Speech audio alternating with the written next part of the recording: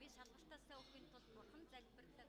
Эсвэл би ямар нэгэн зүйлийг сэтгэн хийж өөрийгөө зоож яадаг ядаргаатай хүмүүс энийг биш ээ гэдэг. Нэг иймэрхүү зүйлсүүд ингээ одоо Тэгэд гадны Япон байна, Америк байна, бид нар бас ингээ Хятад байсан, Орос байсан. Багшийн мэрэгжилд хандах хандлага энэ хэсэг маань багш мэрэгжлийн үзэл баримтлал, хүүхдэд хандах хандлага, багшийн харилцаа, хамтын ажиллагаа, академик одоо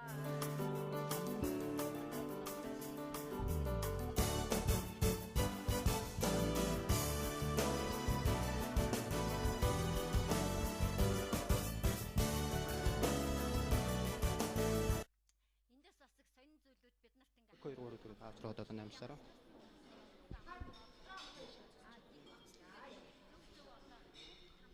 Би зүгээр ингээ хадгалчихгүй тий. Танд нэг аймаар ингэж нүрийг битээ том яагаад дэлгэсэн дээр тэр чинь хамаг гоомхоо нийтрээ тэгээ балахтай. Таны бүр ингэж байна гэсэн шүү. За би холдоо. Үгүй тэгж чадахгүй. За тэр анхаар 30 секунд. гэдэг нь ингээ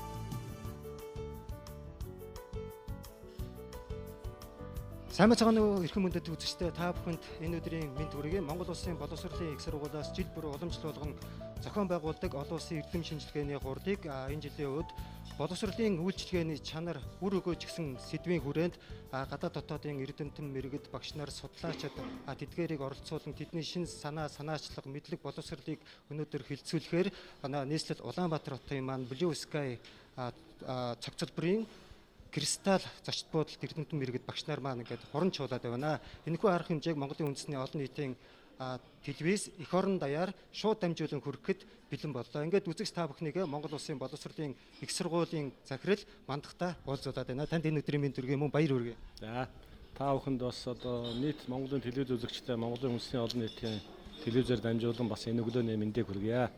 За тэгэхээр анх 2005 онд бол одоо энэ олон улсын одоо эрдэм шинжилгээний хурлыг бол одоо Монгол Улсын боловсролын их сургууль санаачлан зохион байгуулж байжээ. Үүнээс хойш бол 14 жил өнгөрсөн байна. Энэ хугацаанд ямар ахиц дэвшлүүд гарав тийм ээ. Ололт амжилтууд гарсан баг.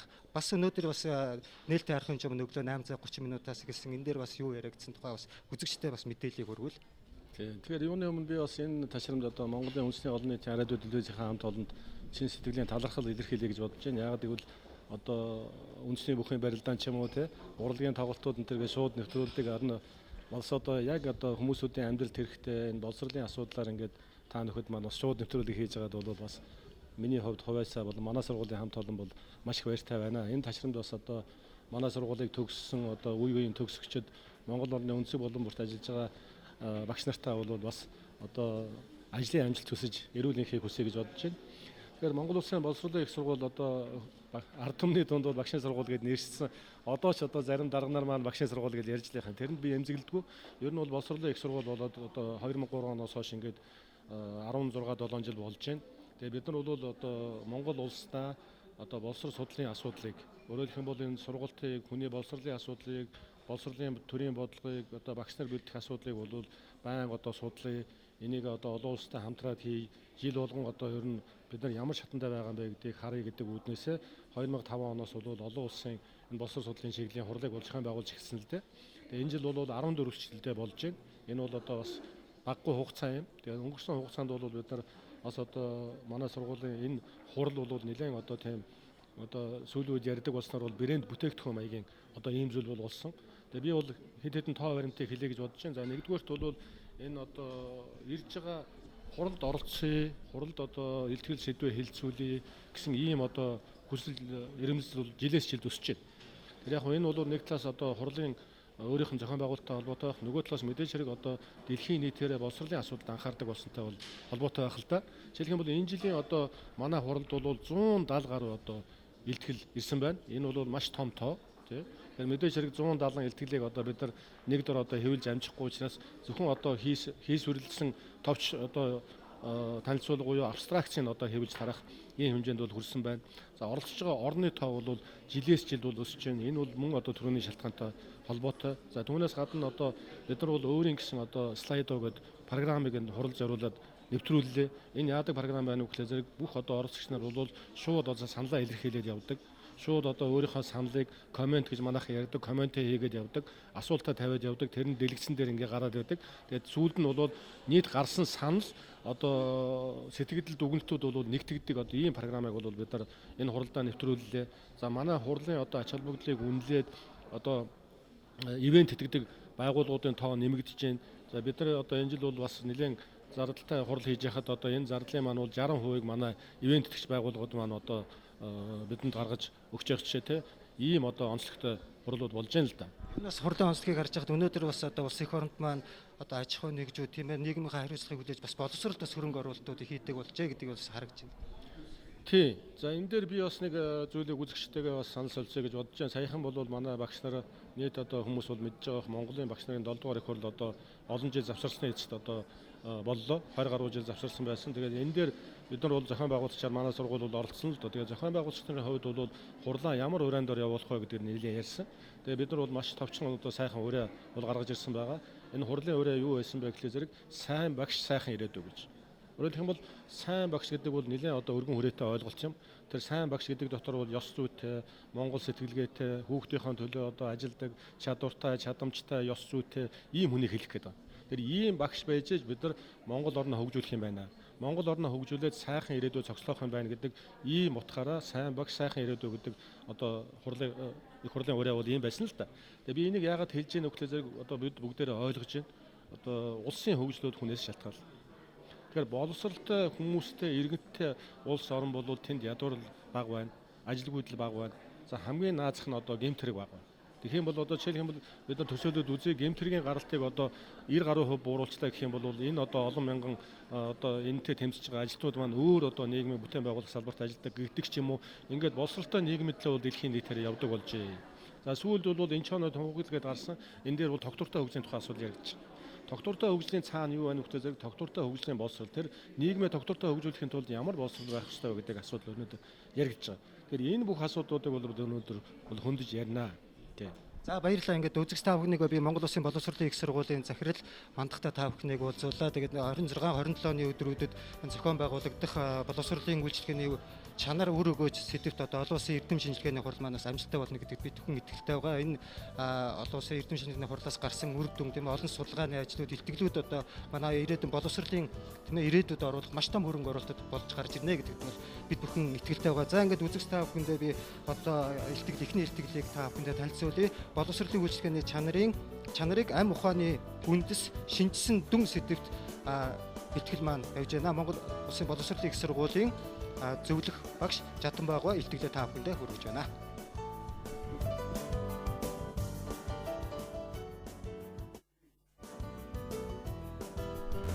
За миний илтгэл яг энэ одоо нэр нь бол гарч байна. За тэр самбартаар бол англиар та бүхэн бас харж болно. За ингээд илтгэл бол ерөнхийдөө дотроо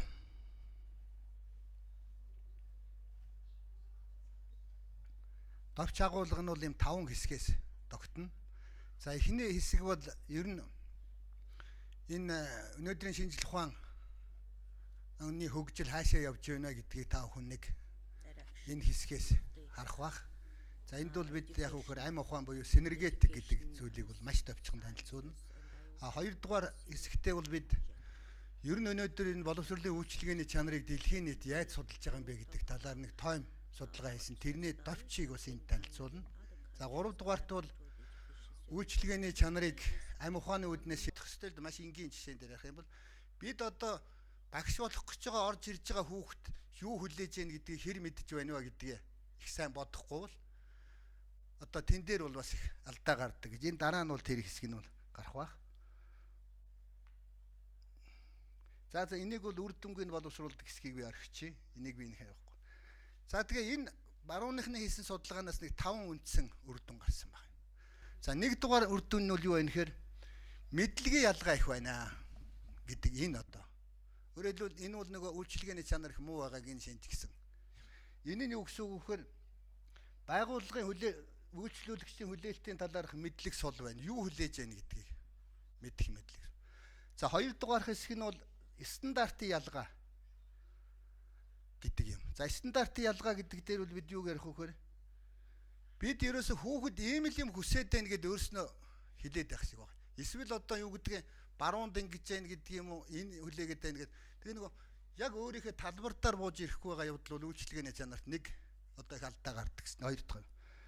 Гурав дугаарт нь бол хүлээлтийн хөргөлтийн ялгаа, харилцаа холбооны ялгаа, сэтгэл ханамжийн ялгаа гэдэг. За ингээд энэний дараа би энэ загвараа бол ийм загвар гаргасан байгаа. Бидний гаргасан. Энэ бол маш энгийн. Ерөөсөө үйлчлэгээний чанар гэдэг бол багшийн хийж байгаа зүйл, хүүхдийн хийж байгаа үйл хоёрыг л хооронд нь нийцэж гин үү гэдгийг харж чинь гэсэн. Энэ загвар бол гаргаад за энэ загварыг ингээд нэлээд олон явсан. За энэ чанар гэдгийг бол энд маш олон янзаар тодорхойлж болж байгаа. Гэхдээ энэ бидний гаргасан загвар бол сая дээр гарсан улсуудын загварын бүх элементүүдийг өөртөө агуулад явж байгаа ийм сайн талтай. За тэгээ энд судалгаа хийсэн. Судалгааны арга зүйн энэ байна. За ингээд бид зүгээр нэг ерөнхий боловсролын дунд сургуулийн 7 дугаар ангид одоо 9 ажиглал суугаад ингээд ажиглаад үр дүн гаргасан байгаа. Тэгээ ингээд хараад үзэхээр бол ямар зөрүүтэй вэ гэхээр багшийн хийсэн үйл, сурагчийн хийж байгаа үйл хоёрын хоорондын зөрүүг тоолоод ингээд хувийн зөрүүг нь гаргасан. Тэгээ тэр хугацааны завсраар харахаар бол ингээд тэр цэнхэр нь бол багшийн үйл, улаан нь бол сурагчийн үйл байгаа. Бас яг нөгөө багшигаа дагаад ингээд хөдлөөд байсан мөртлөө багшийн үйл бол үргэлж яах вэ? Давмгайлаад явц. А дор нь бол тэр багш сурагчдын үеийн дундч болон хувийн ялгаа нь бол бас л одоо дээдлийн дундч зөрүү нь бол одоо тийм байхад хувийн зөрүү бол доошоогоо их байгаа юм. За энэ бол их ихний ээлж чинь. Өөрөөр аль одоо хэсэгт нь бол хүүхэд ажиллаж байна, аль хэсэгт хүүхэд ажиллахгүй байна гэдгийг бол энэ дээр гарч ирсэн гэж хэлж болно. За тийм. За ингээд дараа нь бол ээлжид хичээлдэх сурагчдын үеийн тоог бас ингэж тодорхойлсон байгаа. Тэгээ энэ дүгнэлт хийхэд бол одоо эцсийн зүйл хэлэхэд ерөөсө боловсролын үйлчилгээний чанар гэдгийг бид яг эргэж өөр өнцгөөс нь харах хэрэгтэй юм аа.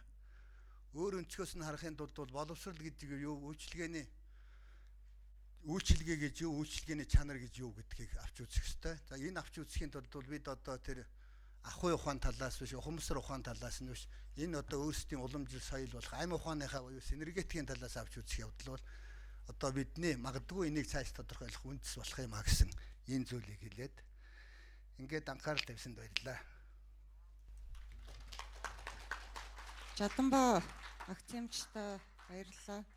Тэгэхээр Жаданбаа өгшийг дахин танилцуулахад бол Монгол улсын За эрхэм мэдээд үзэгчтэй Монгол Улсын боловсролын их сургуулиас жил бүр уламжлал болгон зохион байгуулдаг одоо олон улсын эрдэм шинжилгээний хурал маань одоо үргэлжлэн хурж байна. Ингээд үзэгч та бүхнээ би одоо Америкийн нэгдсэн улсын баруун Вашингтоны их сургуулийн судлаач багш Дебора Доновантай уулзуулж байна. Тэгэхээр танай сургуулийн хувьд бол одоо улсын Монгол Улсын боловсролын их сургуультай хязгаарнаас хамтран ажилласан би одоо энэхүү ихтгэлд одоо оролцоод хэдэн жил болж байна. Та өнөөдөр бас ямар ихтгэлийг одоо багш нартай судлаачтай тавих гэж байна?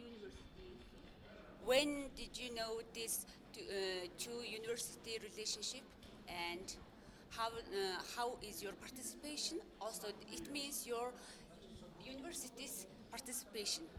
So I first found out about this this conference just only a couple of months ago. When I was asked by our dean of our College of Education to attend.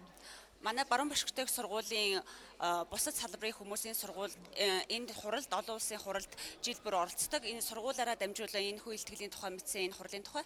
However, there have been multiple people from my university that have attended this conference. Манай сургуулийн олон салбарын хүмүүсийн хуралд жил бүр оролцдог юм билээ.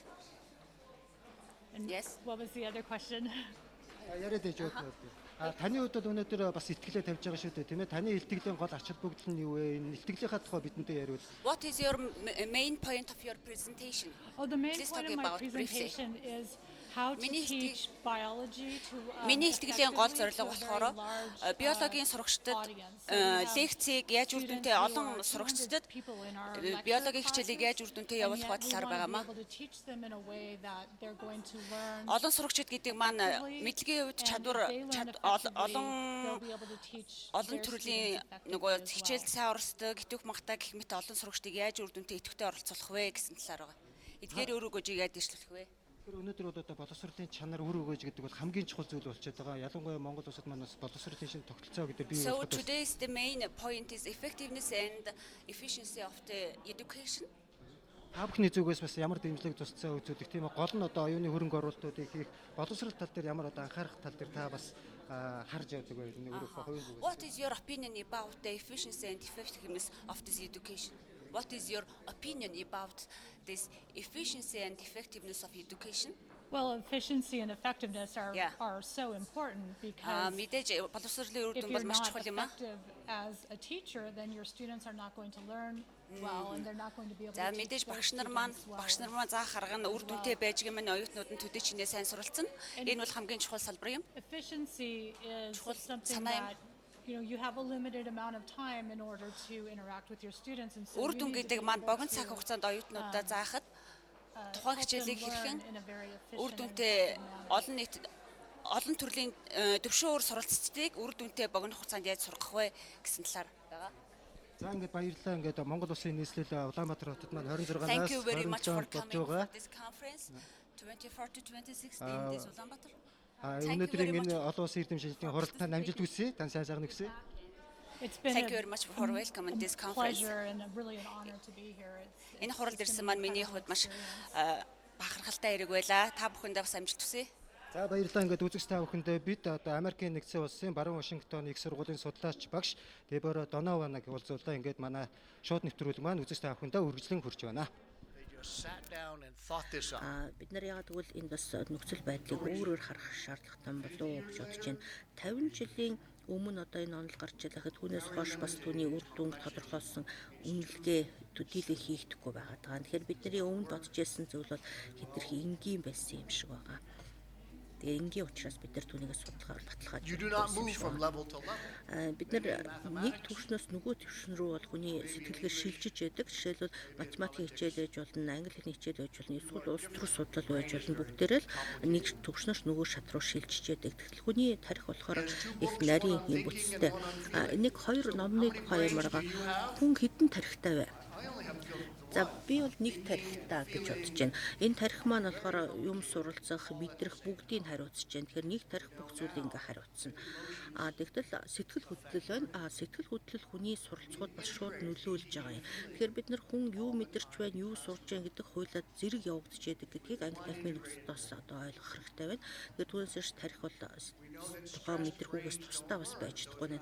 Тэгээд оюутнуудыг ингээд жишээлбэл цаанаар босоод зогсох юм бол тэр хүүхдийн тарих нь болохоор тухайн үед юм шинэ юм сурч чадахгүй яа. Тэгэхээр бол стрессэнд орж байна. Тэгтэл тэр тарих нь happy буюу баяр баясгалантай байх юм бол илүү юм сурдаг гэж байгаа. Анги танхимд ингээд тийм таата уур амьсгал бүрдүүлэх юм бол суралцах үйл ажиллагаа нь илүү байна гэдгийг судалгаагаар бас нотсон байдаг. Тэгэхээр тухайн хүүхдүүдийн хувьд сэтгэл санааны мэдрэмж талаас эерэг байх юм бол түүнээс суралцж байгаа хичээлээ суралцж байгаа зүйл нь сайн байдаг. Энэ талаар би бас дараа нэг ном харуулна. Бид нар хүмүүс суралцах, мэдрэх гэдэг хоёр зүйл яагаад холбоотой вэ гэдгийг бас бодож үзэх ёстой. Бид нар суралцах уу гэдэг дээр одоо нийгмийн нөлөөллийг бас бодох ёстой байна. Гарднерийн онол дээр emotional intelligence гэдэг сэтгэл санааны оюун ухаан гэдэг онол гарсан байдаг. Ер нь 50 жилийн өмнөөс бол энэ тухайд ярьжсэн. Тэгэхээр энэ шинэ зүйл бол биш. За мөн бас нэг сүүлийн үеийн нэг ном бол бид нар хэрхэн одоо сэтгэлгээгээ хөгжүүлэх нь ёс суртахуунд нөлөөлөх вэ гэдэг тухай байгаа юм. Тэгэхээр ёс суртахууны талаас хүн одоо илүү тийм чадвартай өндөр түвшинд байна гэдэг нь суралцах үйл ажиллагааг бас үр дүнтэй болоход бол нөлөөлнө гэсэн ийм онолууд байна. Тэгэхээр хэд хэдэн одоо эрдэмтдийн энэ талаарх мэдээллийг та бүгд бас дэлгэрүүлж хараарай. Тэгээд мөн хүний зан үйлийг суралцгуутай бол холбодог. Одоо утас дугарлаа гэхэд тэрийг хонх дугарсан учраас та утасыг аваад байна уу гэж хэлж гэнэ, эсвэл байна уу гэж хэлье гэж бодоод энэ утасанд хариулъя гэж бодсондоо хариулж гэнэ үү гэдгийг бас хоёр талаас нь бодох хэрэгтэй байдаг. Энэ мэтэр бид нар ингээд ердийн онолыг бас нөгөө талаас нь сэргэж харж болох юм. Маслоугийн онол байна. Маслоугийн онолын хувьд болохоор энд бол тодорхой судалгаанууд бас нэлээд хийх шаардлагатай юм болов. Маслоугийн эрэлт хэрэгцээний тэр иерархийн пирамидыг харахад тэнд бас түүнийг баттгсан тийм судалгаанууд бол хэрэгтэй байна. Хүн ингээд өөрөө өөрийгөө одоо мэдрэх, өөрөө өөрийнхөө мөн чанарыг одоо илэрхийлэх гэсэн тэр сонирхол хэрэг тухайн хүний хувьд хязгаарлагдвал байвал яах вэ гэдэг ийм асуудал. Тухайлбал одоогийн хүмүүсийн хувьд Wi-Fi бол одоо наад захын хэрэгцээ болсон байх жишээтэй. Ийм одоо өөрчлөлтүүд байна. Хүний эрэлт хэрэгцээний нарийн судалгаануудын ондууд бие хүнд бол мэдээж биологийн эрэлт хэрэгцээ гэж байна. Нийгмийн одоо нийгэмших эрэлт хэрэгцээ гэж байна. Wi-Fi-ийн эрэлт хэрэгцээ гэж бас гарч ирсэн байна. Яагаад тэгэхээр бид нар одоо мэдээлэл нийгэмд амьдарч байгаа учраас эрэлт хэрэгцээ гэдгийг бол олон талаас нь харахаас аргагүй болсон байна. Бид нар нөгөө Гарднерийн онолоо энэ талаас нь бол одоо бас үгүйсэхээс өөр аргагүй болж байна. За мөн ad hoc онол буюу тухайн үедээ одоо шийдвэрээ гаргах нь энэ онолын хувьд ч гэсэн бас судалгаагаар батлагдаж чадахгүй байгаа. Тэгэхээр зарим зүйл бол хэтэрхий энгийн юм байна гэдэг нь харагдаж байна. Хүний оюун ухаан бол одоо байнга одоо олон зүйл рүү ингээд анхаарч байдаг. Гарднер хэлэхдээ болохоор хүмүүс ингээд зөвхөн танин мэдхүүн тал дээр л анхаарад тарих бол зөвхөн танин мэдхүүн талаас хөгжлөг гэжсэн бол энэ бас биш байдаг нь харагдаж байна. Гарднерийн хувьд болохоор сурч мэдэх 5 чиглэл гэж гаргасан байдаг. Тэгтэл тэр онол болохоор бас нэлээд хоцрогдох юм байдалтай. Яагаад тэгэхээр хүний оюун ухаан гэдэг болохоор энэ 5 чиглэлээр бол хязгаарлагдахгүй байна. Тухайн мэдлэгийг ашиглахдаа бид нар өөр нөхцөлд нэг мэдлэгийг одоо ашиглах болж байна. Аль эсвэл одоо шинэ проблем гарч ирлээ гэхэд бид нар өмнөх аргаа одоо ашиглаж болно. Эсвэл шинэ арга зохиож тийм үү. Тухайлбал Монгол улсын хөгжил бол ингээд шин урд өмнө тохиолдож байгаа проблем гарч ирлэхэд түүнийг яаж шийдвэрлэх вэ гэдэг дээр ч гэсэн тэр өөрт байгаа хажууд мэдлэгээ ашиглах гэсэн. Тэгээд альва суралцах үйл ажиллагаан дээр энэ судалгаанууд, практик судалгаанууд маш их үр дүнтэй байгаа юм. За бид нар одоо хүний мэдлэгийг үнэлэхдээ юу гэдгээр нэмэгдэх бол тухайн мэдлэгийг хэрхэн ашиглаж байгаа гэдгийг яаж гэдэг тэр асуултын хүрээнд ингээд үнэлдэг. Тэгэхээр хүний тарих болохоор юм олон талаас ажиллах боломжтой. Карл Двек гэдэг нэг судлаач байгаа. Тэр хүн хэлэхдээ өсөлтийн сэтгэлгээний тийм онолыг гаргасан байгаа. 40 жил энэ хүн хүүхдүүдийн дунд янз бүрийн насны сургуулийн хүүхдүүдийн дунд судалгаа хийгээд юм өсөлт хөгжилтэй холбоотойгоор тархины хөгжлийн тухайн онолыг бол гаргасан байна. Тэгээд мөн хүний оюун ухааныг хөдөлмөрийн үр дүнд одоо өөрчлөлт сайжруулж болох уу гэдэг дээр судалгаа хийж үзээд бас ийм боломжууд байна гэдгийг бол гаргаж ирсэн байна. Тэгэхээр тухайн хүн угаасаа ухаантай төрсөн гэдгээрээ тэр оюун ухаан хөгжих биш, бас тухайн оюун ухаан өөрчлөгдөөд хөдөлмөрлөхийн хэрээр илүү ухаантай болж болох юм аа гэж энэ Карл Двек батлсан байна. Тэгэхээр хүний оюун ухаан гэдэг бол нэг талаасаа бас ингэж хөгжиж өөрчлөгдөж байдаг зүйл юм байна. Тэгэхээр үүнд бид нар яаж хичээл зааж байгаа шалтгаалаад бас өөрчлөлт хийж болох юм аа гэсэн ийм санаа гаргасан байна. Бас нэг онол байна. 10 жилийн өмнө гаргасан Brain Rules буюу тархины дүрм гэж байгаа. Энийг болохоор мэдрэлийн чиглэлээр судалгаа хийдэг эрдэмтэн нейросайенс эрдэмтэн зохиолсон ийм онол байна. John Medina гэдэг. За энэ номыг хүмүүс нэлээд уншиж байгаа.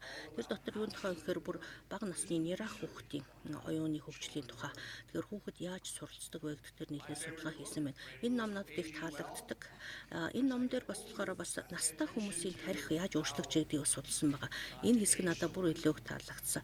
Хүний тарих бол тийм амархан бол өөрчлөгддөг юм байна гэдгийг бол энэ номноос харсан. Энэ номны агуулга бүхий веб хуудас байгаа. Brain Rules.net гэдэг. Энэ дотор ороод үзэх юм бол нэлээд ойлгомжтой байдлаар энэ тархины хөгжлийн дүрмийн тухай Медина докторийн онол байгаа. Бас нэг хоёр сүүлийн үед нэлээд одоо хүмүүсийн уншиж байгаа номны тухай ярмаар байна. Суралцсан тухай хоёр онол байна. За энэ дотор жишээлбэл сэтгэл судлалын талаас, мөн тарих судлалын талаас, мөн суралцах арга техникийн талаар хийсэн судалгааны дүнгууд байгаа. Хүүхдүүдэд бид нар яаж хичээл заах уу, тэгвэл насан турш хүнд яаж хичээл заах уу гэдгийг холбож өгсөн байгаа. Нэг ном нь болохоор Make It Stick гэдэг нэртэй ном байна. Манай дүү болохоор Жорж Вашингтоны их сургууль багшилдаг бас тархины чиглэлээр ажилладаг. Тэгээд тэр хичээл дээр энэ Питер Брауны номыг бол нэлээд ашиглаж байгаа. Тэр нь болохоор яаж илүү сайн суралцах вэ гэдэг дээр бас оюутнуудад санаа өгөх зорилготой ийм ном байна. Бас нэг ном байгаа 2 хүн бичсэн. Terry Doyle ингээд Thomas Sacharchet гэдэг энэ 2 хүний бичсэн. Тэр ном нь болохоор суралцсан шинжлэх ухаан гэдэг нэртэй уншихад их амархан хэлбэр ном байгаа. Тэгээд дотор нь болохоор суралцах үйл ажиллагааны үе шатуудын тухай. Суралцах үйл ажиллагааг ойлгож чадах юм бол та илүү сайн багш болж чадна гэсэн үг. Тэгээд энд бол нэлээд олон судалгааны дүнг бол танилцуулсан ийм ном байна. Бид нар бас яаж суралцах уу гэдгийг ойлгох хэрэгтэй гэж түрүүнд дурдсан. Гар утастай хүн байна уу?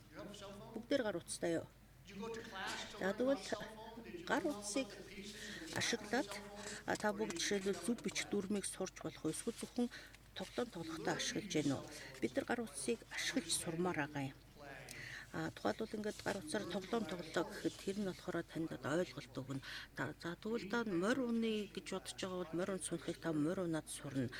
Тэгвэл бид нар мэдлэгийг бий болгох гэдэг үйл ажиллагаан дээр бүхий л төрлийн аргуудыг ашигласнараа энэ суралцах үйл ажиллагаа маань бол бэхжинэ.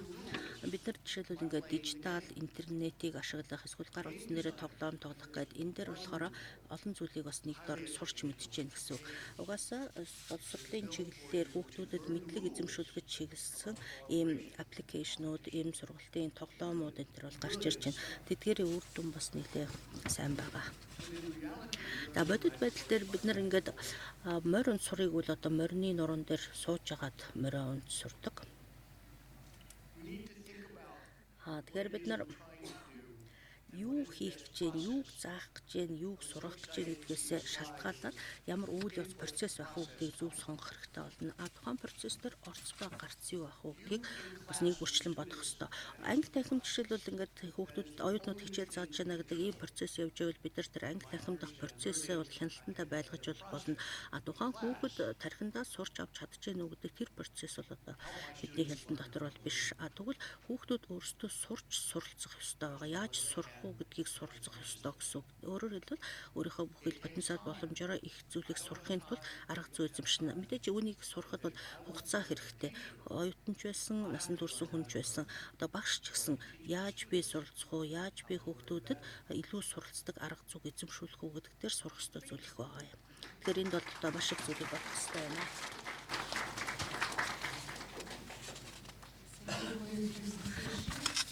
Баярлалаа танилцуулсан баярлалаа. Тэгэхээр саяны танилцуулган дээрээс бид нар харлаа. Олон зүйл дээр бид нар анхаарлаа хандуулах хэрэгтэй юм байна. Өдөр тутмын хичээл зааж байгаа үйл явцыгаа арга зүй болон бусад элементүүдтэй яаж холбох уу? Яаж бид нар гол онолуудыг, боловсролын онолуудыг өөрийн амьдралтай холбох уу? Бид нар сая жишээлбэл Масловын онолын тухай ярьлаа, Блумын таксономийн тухай ярьлаа. Тэгээ мөн илтгэгчийн зүгээс маш олон тийм асуултуудыг тавьж байна. Тэр нь болохоор хичээлийг заахтаа байгаа мэдлэгээ олон За Монголын үндэсний олон нийтийн телевиз боловсролын үр өгөөж чанарын тухай асуудлаар болж байгаа олон улсын эрдэм шинжилгээний хурлыг шууд дамжуулан хүргэж байгаа байлаа. Ингээд та бүхэндээ би Монгол Улсын боловсролын их сургуулийн зөвлөх багш академич Жаданбааг бата уулзалж байна. Тэгэхээр таны өнөөдрийн бас ихтгэл их сэдвүүд бас хүмүүсийг сонирхолтой юм сэдвтэй байх шиг та ихтгэлийнхаа сэдвийг яриад ер нь бол мөн чанар нь юу гэдэг нь ихтгэлийнхаа тухай бидэнтэй бас товчхон ярьж хүрвэл. Тэгэхээр өнөөдрийн миний итгэл бол энэ боловсролын үйлчилгээний чанар. Тэр дундаа боловсрол, үйлчилгээ зэргийг Монголын уламжлал соёлын үүднээс авч анхаарч үжих гэсэн ийм санаатай итгэл байгаа юм. Тэгэхээр энийг бол орчин үед бол өнөөдөр шинжлэх ухаанд бол синергетик гэдэг орос англиар бид яриад байна. Энэ ухаан бол их хөгжиж байна. Тэгэхээр энэ ухааныг судлаад үзэхээр эцсийн эцэст энэ ухааны уг сурвалж нь монголчуудын бидний өвөг дээдсийн бүтээсэн тэр ам ухаан гэдэг бол энэ синергетикийн ухаантай дүүцэж гин гэдгийг би нэг дугаарт хэллээ. Би энэ ухааныхаа үүднээс бид боловсролынхоо үйлчлэгээний чанарыг тодорхойлъё гэж ийм санааг бол дэвшүүлж байгаа. Тэгэхээр өнөөдөр дэлхийн нийт бол боловсролын үйлчлэгээний чанарыг нэг сайн тодорхойлж чадахгүй байна. Нэг олон хүчин зүйлүүд аваад орчим, багш, хөдөлгөөр гэдэг хүнээсээ хөндөй байдлаар үйлчлэгээний чанарыг тодорхойлоод байдаг. Тэгэхээр монголчууд бол ерөөсөө маш энгийн үгээр нь биш үүдээр нь шинжгээд ингээд маш энгийн байдлаар бол үйлчлэгээний чанарыг тодорхойлцдог ийм уламжлал соёлтой арт түмэн байгаа. Тэгэхээр энэ утгаараа бид бас одоо бусдын соёлыг одоо дагаж бусдын соёлоо сурцгаас гадна бас өөрсдөө тэр уламжлалт соёлыг судлаад одоо бусдад түгээн дэлгэрүүлэх энэ санааны үүднээс бол би бол илтгэлээ одоо бэлдсэн. Одоо энэ бол бид энэ илтгэлийг одоо бас гадаадын хүмүүст ойлгуулж бас гадагшаа бид дандаа одоо боловсрол гэдэг юм уу юм асуудал болохоор гадныхан гэхгүй. Одоо бас нөгөө уламжлал шинжил хоёрыг зөв хослуулж явах нь бол зүйтэй гэж санаад би бол энэ уламжлалынхаа үүднээс тэр асуудлыг тэр шинжилттэй нь холбогдуулж явахаар одоо ингэж явбал яах юм бэ гэсэн арга зүй боловсрууллаа гэж. Тэгэхээр ба штэ одоо энэ бол олон улсын эрдэмтдийн хурал маань 14 дахь удаага болж байгаа тийм 14 дахь жилдээ зохион байгуулагдаж байгаа. Тэгэхээр та бол Монгол Улсын боловсролын их сургуулийн зөвлөх багшийн хувьд, академичийн хувьд одоо энэ жил ягаад боловсролын үйлчлэгээний чанар үр өгөөж гэдэг сэдвийг онцлсон бай тийм үү? Өнөөдөр Монгол Улсад боловсролын үйлчлэгээний чанар яг үр өгөөжийн төвшин ямар байгаа гэдгийг та товчхон тодорхойлж байна. Манай нэвтрүүлгээс.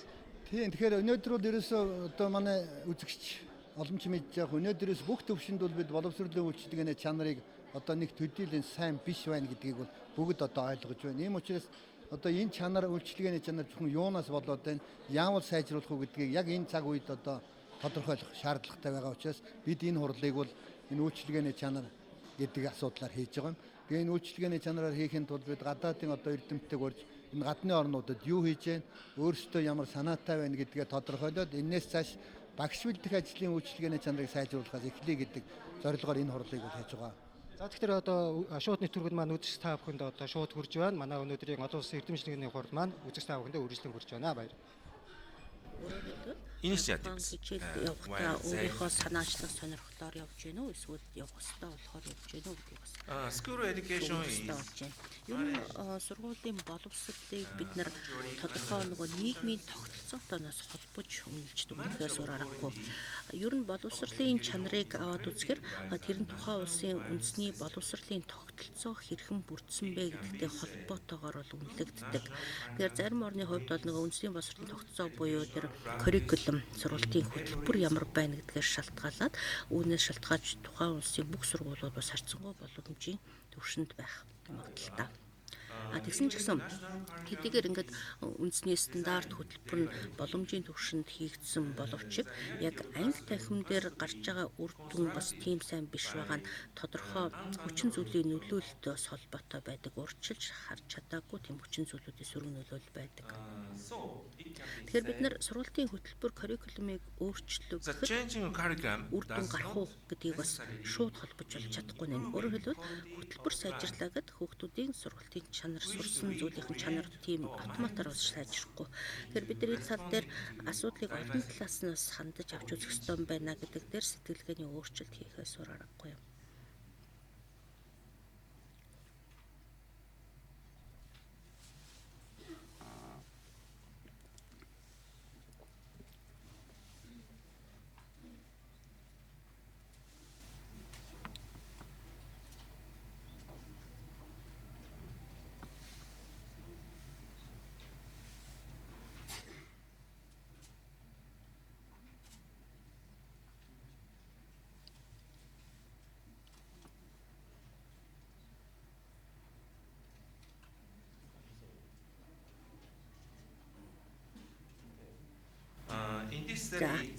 За бидний судалгаа хийсэн тэр судалгаан дээр болохоор тухайн одоо сургуулийн хөтөлбөр curriculum-ыг өөрчлөх замаар хэрхэн бид нар энэ хөтөлбөр болон түүнийг эзэмшиж байгаа бодит байдал хоёрын хоорондын зөв багасгах байдаг чиглэл рүү анхаарсан.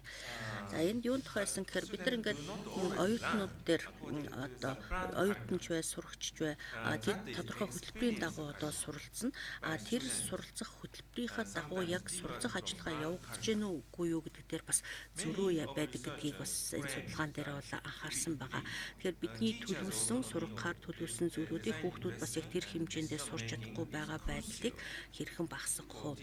Судлаачдын үзэж байгаагаар бол угаасаа тухайн багш өөрөө хичээлээ заахтаа сургалтын хөтөлбөрийг яаж хүргэж гэнэ гэдэг бас багшийн ур чадвартай шууд холбоотой байна гэж харагдаж байна. За багш тухайн хөтөлбөрийг англи танхимынхаа хүрээнд яг өөрийнхөө арга барилаар зааж болно. Тэр нь бол одоо нэг хичээлийг багш болгоо яг ижил заана гэсэн үг бол биш. Тэгэхээр энд тухайн багшийн хувьд бол гол нь хүүхд бүртээ чанартай боловсрол эзэмшүүлэхийн төлөө ямар арга барилыг ашиглах тохиромжтой байх вэ гэдэг багш өөрөө шийдэх тухай асуудал байгаа. Анх нөгөө хөтөлбөрийн curriculum боловсруулж байгаа багш нар бол мэдээж ийм ялгаа байна гэдгийг бол ойлгож ирсэн учраас энэ хүрээнд тухайн багш шийдвэр гаргана. Тэгэхээр ийм зөрүү үйл байна. Хөтөлбөр болон гарч байгаа үр дүн. Тэгээ бид нар судлаачдын зүгээс болохоор нэг хичээл дээр одоо судалгаа хийж үзсэн байгаа. За манай Японд багш нар хичээл заагаад тэр хичээл дээрээ дүн шинжилгээ хийх аргаар одоо багшийн одоо мэдлэг чадварыг нэмэгдүүлэх, сайжруулах гэсэн чиглэлээр бол ханддаг. Тэгээд бид нар энэ хичээл дээр дүн шинжилгээ хийх буюу lesson study гэдэг энэ аргыг ашиглаад хүүхэд хэрхэн суралцж байна гэдгийг яг бодиттой нотлогоон дээр суурилж тодорхойлж гаргаж ирэхийг оролдлого хийсэн байна.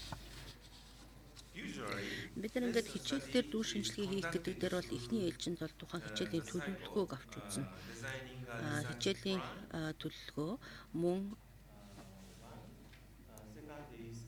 тухайн хичээлтэй холбоотойгоор одоо хичээл явагдах явцад нь болохоор ажиглалт хийн. Тэгээд 3 дугаарт нь болохоор тухайн хичээлийн одоо үр дүнг тодорхойлох оролдлого хийн, үнэлгээ хийн. Хичээлийн төлөвлөгөө, хичээлийн явц болон хичээлийн үр дүнг аль алин дээр нь дүн шинжилгээ хийх замаар бид нар юм хичээлийн шинжилгээ хийж байна. Энэ шинжилгээ хийж байгаа нь болохоор шинжилгээ хийх явцдаа ажиглалтан дээр маш их ач холбогдол өгөх ёстой. Хичээлийг хүүхэд хэрхэн хүлээж авч байна гэдэг ажиглалтан дээр.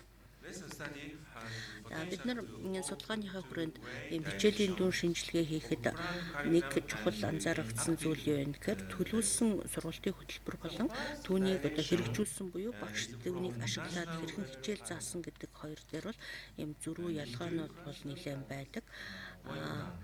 За энэ нэг хоёр чиглэлийн одоо процесс явагдаж байна. Нэгдүгээрт нь болохоор хөтөлбөрийг багш өөрийнхөө ажилдаа хэрхэн ашиглаж байгаа гэдэг нэг чиглэл, нөгөөх нь болохоор энэ хүү одоо практик дээрээ суурлаад үндэсний хэмжээний стандарт хөтөлбөр дээр бас яаж өөрчлөлт хийж болох вэ гэдэг ийм хоёр талын харилцаа авах хэрэгтэй. Бид ийм хичээл дээр дүн шинжилгээ хийснээр тухайн боловсролын одоо үр дүнгийн бодит байдлыг гаргаж ирэх юм зорилготой байсан. За бид нар тухайлбал хичээл заахдаа нэг төвшнөөс одоо илүү өндөр төвшөнд мэдлэгийг одоо хүргэж заахад юун дээр анхааруул тохиромжтой байх вэ гэдэг арга зүй талаас нь харсан байна. За эхний ээлжинд болохоор тухайн одоо хичээлтэй холбоотойгоор анхаарах ёстой мэдлэг нэмэгдүүлэх гэдэг дээр анхаарах ёстой ямар бодит нөлөөллүүд байсан гэдэг дээр бас ажил хийсэн. Нэг жишээ хэлье юм хичээлийн ажиглалтынхаа. Энэ болохоор математикийн хичээл, нэгдүгээр ангийн математикийн хичээл дээр ажилт хийсэн байгаа.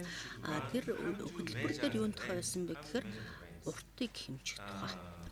Сурагчид уртыг хэмжихийг суралцсан. Өөрөөр хэлбэл урт гэж юу вэ гэдэг энэ шинжлэх ухааны ойлголтыг эзэмших тухай. Ингэхдээ болохоор урттай холбоотойгоор шууд бус харьцуулалт мөн уртыг хэмжигдэхүүнийг ашиглах албан болон албан бус одоо хэмжигдэхүүн болон хэмжих аргуудыг ашиглах. Энэ жишээлбэл ингээд шугамаар хэмжих, эсвэл харандаагаар хэмжих гэх мэт. Тэгээд энэ суралцах үйл ажиллагаан дээр бид нар хүүхэд тус бүрт одоо тохирсон аргууд ямар байж болох вэ гэдгийг танилцуулах юм зорилготой.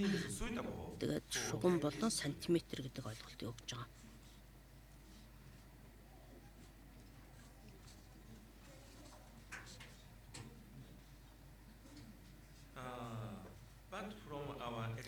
Бид нар ингээд хичээл дээр ажиглалт хийгээд үзэхэд хүүхдүүдийн хувьд бол алдаа гаргаж байгаа ийм хэд хэдэн асуудал гарч ирсэн. Жишээлбэл хүүхдүүд шугам ашиглаад хэрчмийн уртыг хэмжиж явах үед тэд хариултаа өгдөө алдаа гаргаж ирсэн. Зөв хариулт нь бол ингээд энэ хэрчим 6 см байсан. Тэгсэн чинь нэлээд хэдэн хүүхд болохоор үүнд одоо буруу хариулаад 7 см гэж хэлж ирсэн. За тэр нь болохоор нөгөө шугамтай холбоотой шугамыг яаж хүүхэд ашиглаж байгаатай холбоотойгоор ийм зөрүү гараад ирсэн. Тэр хүүхэд ингээд тэнд хэдэн одоо сантиметрийн хэрчмүүд байна гэдгийг шугам дээр байгаагаар ингээд тооцохдоо бүр шугамын эхлэлээс нь эхлээд тооцчих юм бол тэр нь бол нөгөө зөв хариулт 6 см биш тэр 0-ийн өмнөх 1 см хэрчмийг тооцоод 7 см гэж хариулаад байна гэдэг нь харагдчихсан.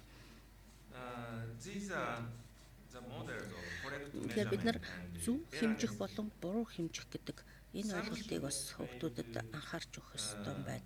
Зарим хүүхдүүд болохоор нөгөө урт гэдэг тэр ойлголтыг буруугаар ойлгосноос болоод бас хариулт нь бол буруу байгааг нь харагдчихсан. Тэгэхээр бид нар урт болон уртыг хэмжих үү гэдэг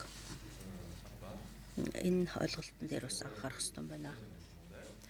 Зөв хэмжих модель загварыг харуулах ёстой. Тэгвэл алдаатайгаар хэмжээд байгаа энэ байдлыг яаж дахиж гаргахгүй байх вэ гэдэг дээр бас анхаарч бодох ёстой юм байна гэдэг дүгнэлтэнд хүрч байна. Тэр нөгөө 6 биш 7 гэж хариулж байсан тэр шалтгаантай холбоотой. Бид нар юуг ойлгох ёстой гэхээр урт гэдэг бол заавал одоо тоогоор илэрхийлэгдэх тийм албатай биш юм а. Энэ бол одоо заавал тоо бас биш. Тэгэхээр бид нар уртыг хэмжихдээ өөр янз бүрийн нэгжээр одоо хэмжиж болно. Ингэхдээ тухайн нэгж нь хэдэн ширхэг энэ урт хэрчим дотор багтаж байна гэдгээр нь одоо уртын тооцоолтыг хийнэ гэдгийг нь ойлгох ёстой. Тэгэхээр бид нар ерөнхий тэр ойлголтоо яаж одоо хэмжих гэдэг процесстэй холбож өгөх вэ гэдэг дээр бид тухайлбал шугамыг яаж ашиглах вэ гэдгийг бас эхнээс нь зааж өгөх ёстой юм байна. Бид нар уртыг хэмжихийг бол нэг шугамын хэд гэдэг тоон дээр энэ хэрчмийн төгсгөл ногдож байна. Тэгэхээр тэр тоогоор нь бол хэлэхэд бол сургаад байдаг бол энэ бас тийм хангалттай биш юм байна гэдэг нь харагдаж байна. Өөрөөр хэлбэл хүүхдүүд энэ урт гэдэг энэ ойлголтыг яаж хүлээж авч байна, түүнийг заасан зүйлийг яаж ашиглаж байна гэдгийг харахад бол яг хичээлийн агуулга стандарт тал дээр бол ийм тухайн гарч болох алдааг төдийлөн анхаараагүй байдал харагдаж байна. Тэгэхээр бид нар энэ хичээл зааж явах явцад ийм хичээлийн шинжилгээ хийж байгаа нь болохоор бидэнд илүү тийм бүтээлчээр энэ хөтөлбөрийг ашиглах тийм болцоог бол гаргаж өгч байна. Бид сургуулийн стандарт хөтөлбөртөө илүү тайлбарыг оруулж өгөх зөв юм байна гэсэн дүгнэлт хийж байгаа.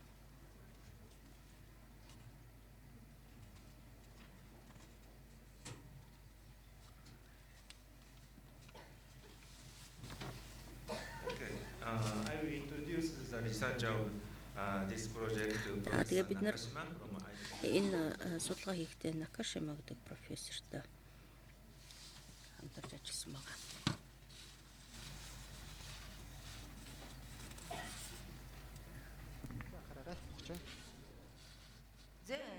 Монгол Улсын боловсролын их сургуулиас зохион байгуулж байгаа олон улсын эрдэм шинжилгээний баг хурал маань үзэгч та бүхэнд Монголын үндэсний олон нийтийн телевизээр шууд хүрч байна. Ингээд үзэгч та бүхэнд би бас нэгэн зочныг уулзуулах гэж байна. Америкийн нэгдсэн улсын Fulbright-ийн зочин судлаач Малая их сургуулийн багш Вил Барата та бүхнийг уулзуулж байна. Тэгэхээр ер нь бол таны өнөөдөр тавьсан илтгэл тань одоо Монгол улсын маань одоо хөрсөнд Монгол улсын маань одоо багш бэлтгэж байгаа энэ боловсролын салбарт хэр үр дүнтэй буух бол гэдгийг та бас үзэгчтэй хэлж өгөөд ер нь ямар судалгаа хийж энэ илтгэлээ өнөөдөр тавьсан бэ?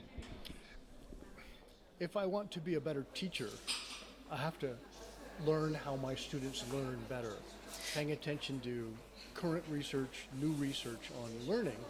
Хэрэв би сайн багш байхын тулд ер нь бол маш сайн судалгаа хийж хүүхдүүдтэй болохоор ямар хичээлийг зааж өгвөл ямар аргаар хүүхдүүдтэй багшаал ингээ илүү идэвхтэй байхыг гэх юм бол мэдээж хэмээн судалгаа их сайн хийх хэрэгтэй. One of the problems for Mongolia is the literature is in English. Монголын нэг том асуудал гэх юм бол сурах бичиг нь бол ингээд англи хэл дээр байдаг. One of the good things is that the scholars from Fulbright scholars can come to Mongolia, help you do workshops, come to the conferences. Сайн тал нь гэх юм бол одоо Америкаас Fulbright-ийн одоо зочин профессорууд ирж та нарт зааж өгөөд хурал бас зохион байгуулж болно. And I can point to the new good theory, for example, growth mindset coming from Carol Dweck at Stanford University. I can point you to books like Brain Rules by Medina or Make It Stick Тийм by болохоор би та Brown. нарыг бас одоо ингээд илүү сайн арга зүй судалгааны ажлыг чинь сайжруулахын тулд хүмүүс алдартай ингээд яг судалгааны ажиллаар алдартай хүмүүсийн одоо номлоо чиглүүлж бас өгч чаднаа. I'm hoping that many of the scholars here will read that. I know it's in English. Монголд байгаа зөндөө олон одоо эрдэмтэд болохоор тэр одоо номнуудыг уншиж одоо зөндөө их юм But there's сурна гэж найдаж opportunities байна. for research, for advancement, and to put this in a Mongolian cultural context, because that is so very important.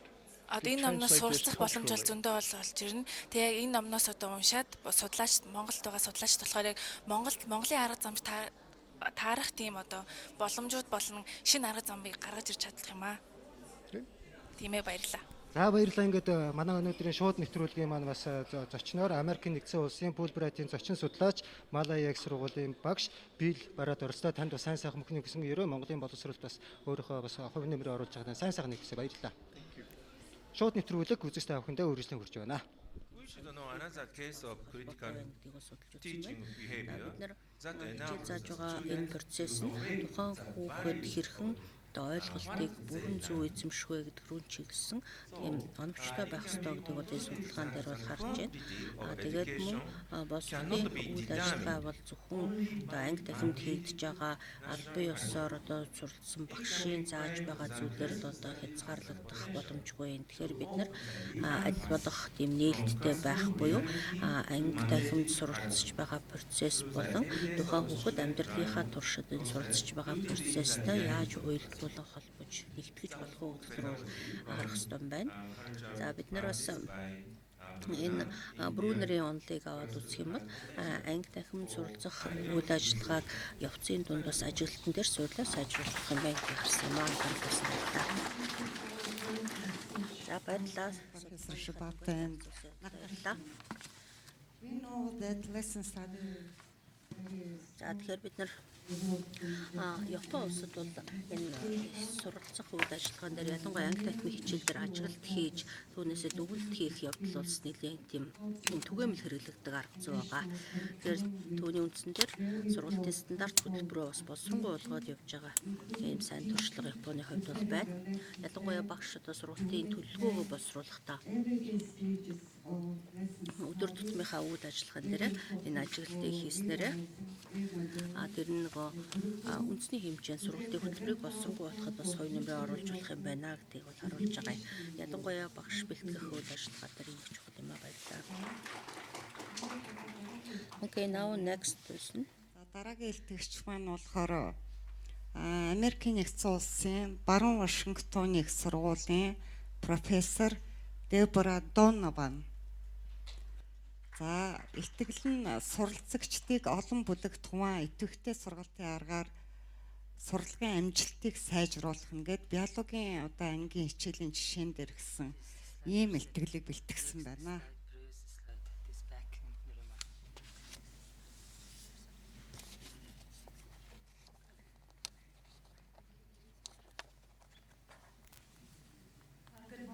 За бүгдэнд өглөөний мэнд хүргэе. Тэгээд үг хэлэх боломж олгосонд бас баярлалаа. Бидгээс судалгааныхаа тухайн сайхан хурал дээр хэлэх болсондоо таатай байна. За өмнө хэлтгэгчнэрээс миний ялгаатай тал нь болохоор би одоо нөгөө бакалаврын түвшинд суралцж байгаа оюутнуудтай холбоотойгоор хийсэн судалгааныхаа тухай ярих гэж байгаа юм. Америкийн нэгдсэн улсад нэг 99 оноос хойш Vision in Change гэдэг нэг юм онол яригддаг болсон. Тэр нь болохоор алсын хараа ба өөрчлөлтийн тухай ялангуяа бакалаврын түвшинд биологийн хичээлийг заахтай холбоотойгоор ямар шимтгэлийг хийж болох вэ гэдэг дээр бол энэ номны агуулга дотроос нэлийн дэлгэрэнгүй оруулсан байгаа. Өөрөөр хэлбэл энэ номонд бол одоо бакалаврын түвшинд суралцж байгаа оюутнуудын эзэмшиж буй агуулга болон суралцах процессын ур чадварыг бид нар бас түншүүдтэйгээ хамтраад хэд хэдэн ажлыг хийдэг. Тухайлбал богино хугацааны багш нарын сургалтын хөтөлбөрийг бол хэрэгжүүлж байна. Заах арга зүй болон бусад чиглэлээр түнш сургуулиудын багш нартай холбоотой ажиллаж байна. За мөн олон улсын профессорыг дэмжих хөтөлбөр гэдэг энэ бас зочин багшийг одоо сургуулиудад явж ажиллуулах гэсэн ийм зорилготой хөтөлбөр байна. Одоогоор бол нэг 20 орчим зочин багшийг бид нар хичээлдээ одоо хичээл залгахаар сургуульдаа урьж оролцуулж байгаа хичээлийн хичээлд. Бид нар бас юм баг хурал семинарууд зохион байгуулдаг. Манай сургуулиас зохион байгуулж байгаа 3 томоохон семинарын нэрийг энд харуулж байна. Танаа сургуулиас мэдээж энд одоо оролцох юм боломжтой. Тэгэхээр бид нар энэ баг хурлуудынхаа тухай мэдээллийг та бүгдэд өгөх боломжтой байна. За бид нар бас сургалтын үзэсгэлэн ярамгуудыг зохион байгуулж байгаа юм боловсролын үзэсгэлэнгүүд. За энд бол янз бүрийн оронд бол ийм үзэсгэлэн ярамг бол хийдэг. Ихэнхдээ бид нар Зөвлөлт холбоот улсын бүрэлдэхүүнд байсан улс орнуудад зохион байгуулагдаж байгаа үзэсгэлэн ярамгуудад идэвхтэй оролцож байгаа. За гадаад оюутнуудыг татаж оролцуулахын тулд бид нар бас ийм сурталчилгааны ажлуудыг бол хийж байна. Ихэнхдээ гадаад оюутнууд бол нөгөө Орос хэл, Оросын соёл судлалын чиглэлээр манад ирж суралцж байгаа. Мөн энэ жилээс бас урлаг соёлын чиглэлээр бас гадаад оюутан авч сургаж байна. Монгол Улсын боловсролын их сургуулиас жил болгон уламжлал болгон зохион байгуулдаг олон улсын эрдэм шинжилгээний баг хурал маань өнөөдөр боловсролын үйлчлэгээний чанар үр өгөөж гисэн сэдвийн хүрээнд одоо нийслэл Улаанбаатар хотод маань одоо амжилттай зохион байгуулж байна. Ингээд үзэгч та бүхнийгээ би Монгол Улсын боловсролын их сургуулийн эрдэм шинжилгээ инновацийн албаны дарга Шилэг Мата уулзаж байна. Тэгэхээр өнөөдөр маргааш 2 өдөр бол одоо энэ олон улсын эрдэм шинжилгээний хурал маань одоо үргэлжлэн явагдана. Тэгээд энэ хугацаанд бас одоо хичнээн илтгэлүүд ирж байна. Үр дүн нь юу гарах бол та бүхэн бас энэ тал дээр судалгаануудыг хийсэн байгаа бах тийм ээ. Тэгээ өнөөдөр үйлчлэгээний чанар үр өгөөж тал дээр нь та бүхэн бас хэрхэн анхаарч байна. Яагаад энэ сэдвийг өнөөдөр онцолж авсан бэ гэдэг талаас нь та товчхон мэдээлэл өгөөд. За Монгол Улсын боловсролын их сургуулиас бол жил болгон уламжлал болгон боловсрол судлалын чиглэлээр хурал зохион байгуулад энэ жил бол 14 хичээлдээ болсон байна. За тэгээд энэ жилийн хурал маань бол нийтдээ гадаадын одоо 20 гаруй байгууллага, за дотоодын 10 гаруй байгууллага гэд нийтдээ бол яг хөөр 30 гаруй байгууллага бол оролцож байгаагаараа онцлогтой байж байгаа. За бид нар энэ жилийн хурлаа зохион байгуулахдаа бол өөрсдөө харилцагч спонсор байгууллагуудыг бол хурлын үйл ажиллагаанд ивент тэтгэгчээр татан оролцуулснараа онцлогтой байж байгаа. За түүнчлэн бид нар 2018 оноос бол хурлын тусгай вебсайтыг ажиллуулж ирсэн. За вебсайтаараа дамжуулаад бид нар одоо илтгэгч нарынхаа илтгэлийг бүрэн хэмжээгээр архив болгон үлдээж байгаа. За тэгээд ингэснээр бол яг хөөр 2017 оноос хойш бүх итгэлүүдийг хизээч одоо бүх судлаачид маань үзэх боломжтой болж байгаа гэдгээр бол онцлог давуу талтай байгаамаа.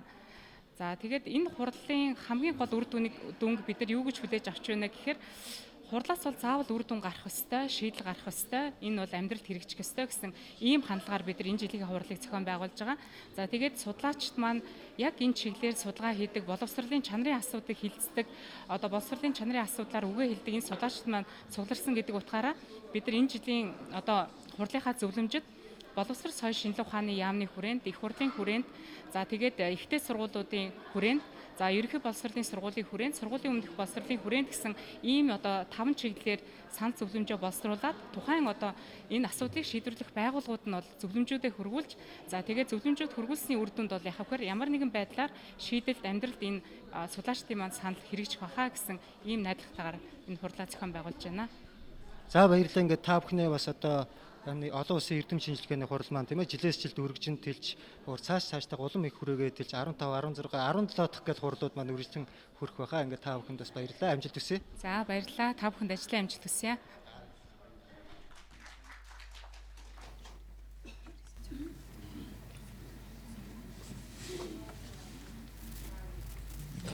За дараагийн илтгэгч бол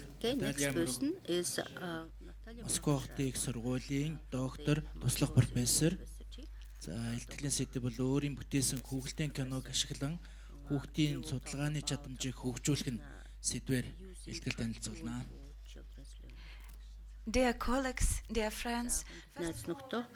За юуны өмнө би биднийг семинартаа урьж оролцуулаад үг хэлэх боломж олгож байгаад их таатай байна. Их том өндөр түвшний энэ арга хэмжээнд оролцож байгаадаа баяртай байна. За бид Манай сургуулийн хувьд болохоор олон улсын хамтын ажиллагааныхаа хүрээнд энэ дээд боловсролын чиглэлээр одоо нэлээд ажлуудыг бол одоо хийх юм зорилготой байгаа. Тэгэхээр бид одоо энэ хуралд оролцож байгаад их таатай байна. За миний ярих гэж байгаа сэдэв болохоор мэдээллийн технологиг боловсролд ашиглаж байгаа жишээнүүдийн тухай. Ингэхдээ бол би энэ мэдээллийн технологи ашиглах нь зөв, буруу, сайн, муу гэдэг талаас нь ярихгүй юм. Угаасаа мэдээллийн технологи бидний амьдралын салшгүй нэг хэсэг болсон учраас бид нар одоо ашиглах ёсгүй гэж бол ярих нь бол оройтсон. Гэхдээ мэдээж ашиглаж байгаа хандлага, арга зүйн хувьд бол ялгаанууд бий. Мэдээллийн технологи одоо ингэж хүүхдүүдийн амьдралд нэвтэрснийг бид нар дуртаач байсан, дургуйч байсан нөхцөл байдлыг бол бид өөрсдөө өөрчилж болж чадахгүй. Угаасаа манай хүүхдүүд одоо ийм гар утас болон бусад хэрэгслүүдтэйгээр амьдарч байна. Тэгээд мөн бид одоо хүүхдүүд маань компьютерийн энэ ертөнцид яаж одоо суралцах ёстойн сургууль дээр болон гэртээ энэ мэдээлэл технологийн боломжуудыг яаж ашиглах ёстойн гэдэг талаас нь судалж одоо дэмжлэг үзүүлэхээс өөр аргагүй маа гэж үзэж байгаа юм. За миний энэ ярих гэж байгаа зүйл болохоор яаж мэдээлэл технологиг ашиглах вэ гэдэг тухай. Боловсролын зорилгоор мэдээлэл технологиг яаж ашиглах вэ гэдэг жишээн дээр ярив. За бид нар ингээд хүүхэлдэйн кино хийдэг студийн ийм программыг компьютер дээр ингээд суйрлуулад түүнийг ашиглаад хүүхдүүд компьютер дээр өөрсдөө хүүхэлдэйн кино хийх ажил дээр бид нар судалгаа хийсэн. Тэгэхээр энэ шинжлэх ухааны арга зүй талаас болохоор бид нар нөгөө хүүхдийн ийм бүтээж сэтгэлгээг хөгжүүлэх гэсэн ийм аргын хүрээнд бол ингээд онлайн дагуу ажилласан. Энэ дотроо бол энэ судалгааны ажил маань хэд хэдэн хэсгээс бүрдчихсэн. Одоо хүүхэд тухайлбал өөрсдөө одоо өөрийн гэсэн тийм хүүхэлдэйн кино хийх юм бол тухайн хүүхэд ямар нөхцөл байдалд орж байна гэдэг талаас нь бол судалсан. Тэр хүүхэлдэйн кино одоо үзнэ гэдэг бол нэг асуудал. Тэгвэл хүүхэлдэйн киног өөрөө одоо бүтээн гэдэг болохоор тухайн хүүхдээс бол маш их тийм бүтээлч сэтгэлгээг бол шаардж байна. Тэгвэл энэ бүтээлч сэтгэлгээг бид нар мэдээлэл технологийн боломжийг ашиглаад яаж хөгжүүлэх вэ гэдэг талаас нь анхаарсан байгаа юм. Энэ хүүхэлдэйн кино хийх студ болохоор Оросын холбооны улстай бас хэд хэдэн уралдаан тэмцээнд бас ялд байгуулсан тийм сайн студ гэж хэлж болно. Тэгээд ашиглаж байгаа тоног төхөөрөмж нь бол нэлээд сайн орчин үеийн ийм тоног төхөөрөмж байгаа. Манай энэ судалгааны ажил бол 2016 онд эхэлсэн байгаа. За тэгээ бид нар тэр үед болохоор энэ мэдээлэл технологийн тухайн үеийн тийм нөхцөлийг ашиглаад ийм хүүхдүүдийг хүүхэлдэйн кино хийх гэдэг энэ ажилд бол оролцуулсан байгаа. Одоо бол энэ ажлыг хийхдээ бид нар бүр сургуулийн өмнө насны хүүхдүүдийг оролцуулаад бол хийж байна. За ер нь энэ мэдээлэл технологиг ашиглаж байгаа энэ арга зүй бол одоо сургуулийн өөх боловсрол, мөн бага боловсрол аль алинд ингээ ашиглагдах боломжтой. Бид нар дотор нэг 6 модулийг оруулж өгсөн байгаа хөтөлбөр дотор. Энэ модуль тус бүр дор бүрнээ бас ингээд арга зүйтэй. Мөн ашиглах тоног төхөөрөмжийн хувьд болохоор бас харилцаа адилгүй. Энэ хүүхэлдэйн кино ашиглах гэдэг нь болохоор манай 6 модулийн нэг нь гэсэн үг мэдээлэл технологийн хөтөлбөр дотор. Бид нар улсын Москва хотын их сургуулийн судлаач багш Дарья Милаевата уулзуулж байна. Тэгэхээр Орчин улбаны улс гэдэг бол одоо манай Монгол улс бол одоо мөнхийн хоёр сайхан хөр шаарддаг юм тийм ээ. Боловсролын систем ч гэсэн олон жилийн тогтолцоонд бол бас их ойрхон байсан. Одоо ч гэсэн ойрхон. Тэгэхээр таны өнөөдрийн тавьсан илтгэл тань одоо хэр тусгагдсан бэ? Энэ боловсролын одоо үйлчлэгээний чанар өөр өгөөждөр та ажиллахад их ойрхон байсан баг. Здравствуйте. В России уделяется сейчас большое внимание качеству образования на всех уровнях образования. ежегодно проводится оценка балла, с которым абитуриенты приходят в университет. То есть сравнивается, с каким баллом ЕГЭ абитуриенты поступают. Я представляю городской университет, Московский городской. И мы занимаем 29 место по качеству приема. То есть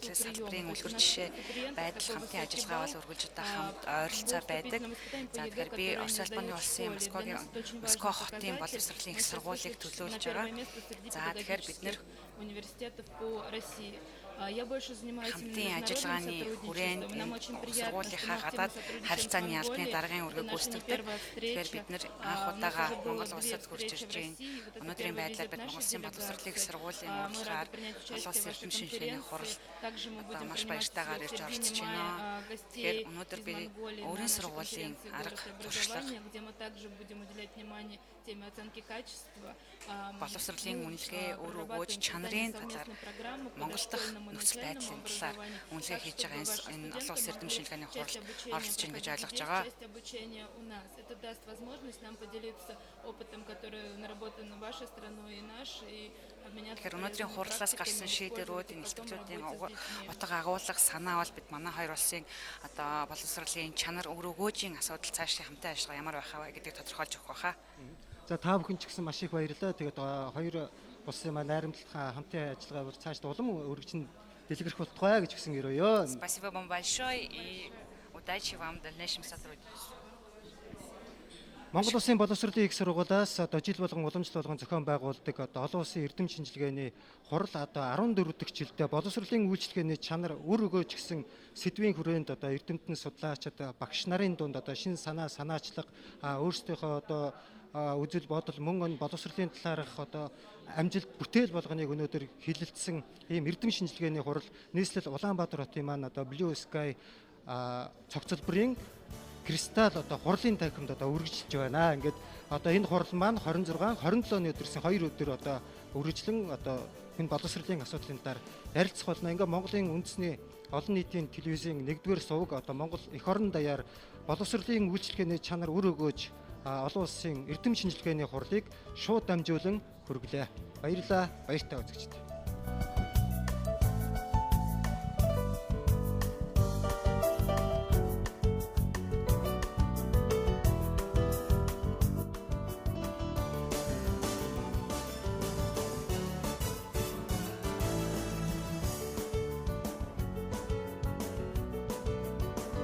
Нэг арга зүй боловсруулсан байгаа манай хамт олон. Тэр арга зүйгээ тухай танилцуулна.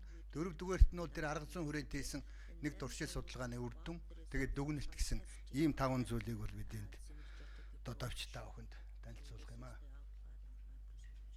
Нааш явдаг байна.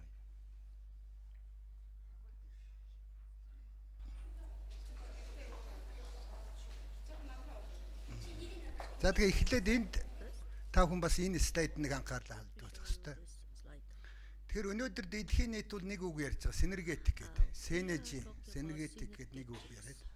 Тэгэхэд энэ үг бол явж одоо ямар үг байсан бэхээр бид янз янзаар орчуулж ойлгох гэж үзээд эцэст бол энд маш энгийн бөгөөд явж синергетик гэдэг бол тэр амь ухаан гэдэг энэ зүйлийг бол бид синергетик гэдгийн дор орж ярих юм боломжтой гэж. Тэгэхээр энэ бол бидний нэг хийсэн судалгаанаас дараа салбар хуралдаан дээр тавина.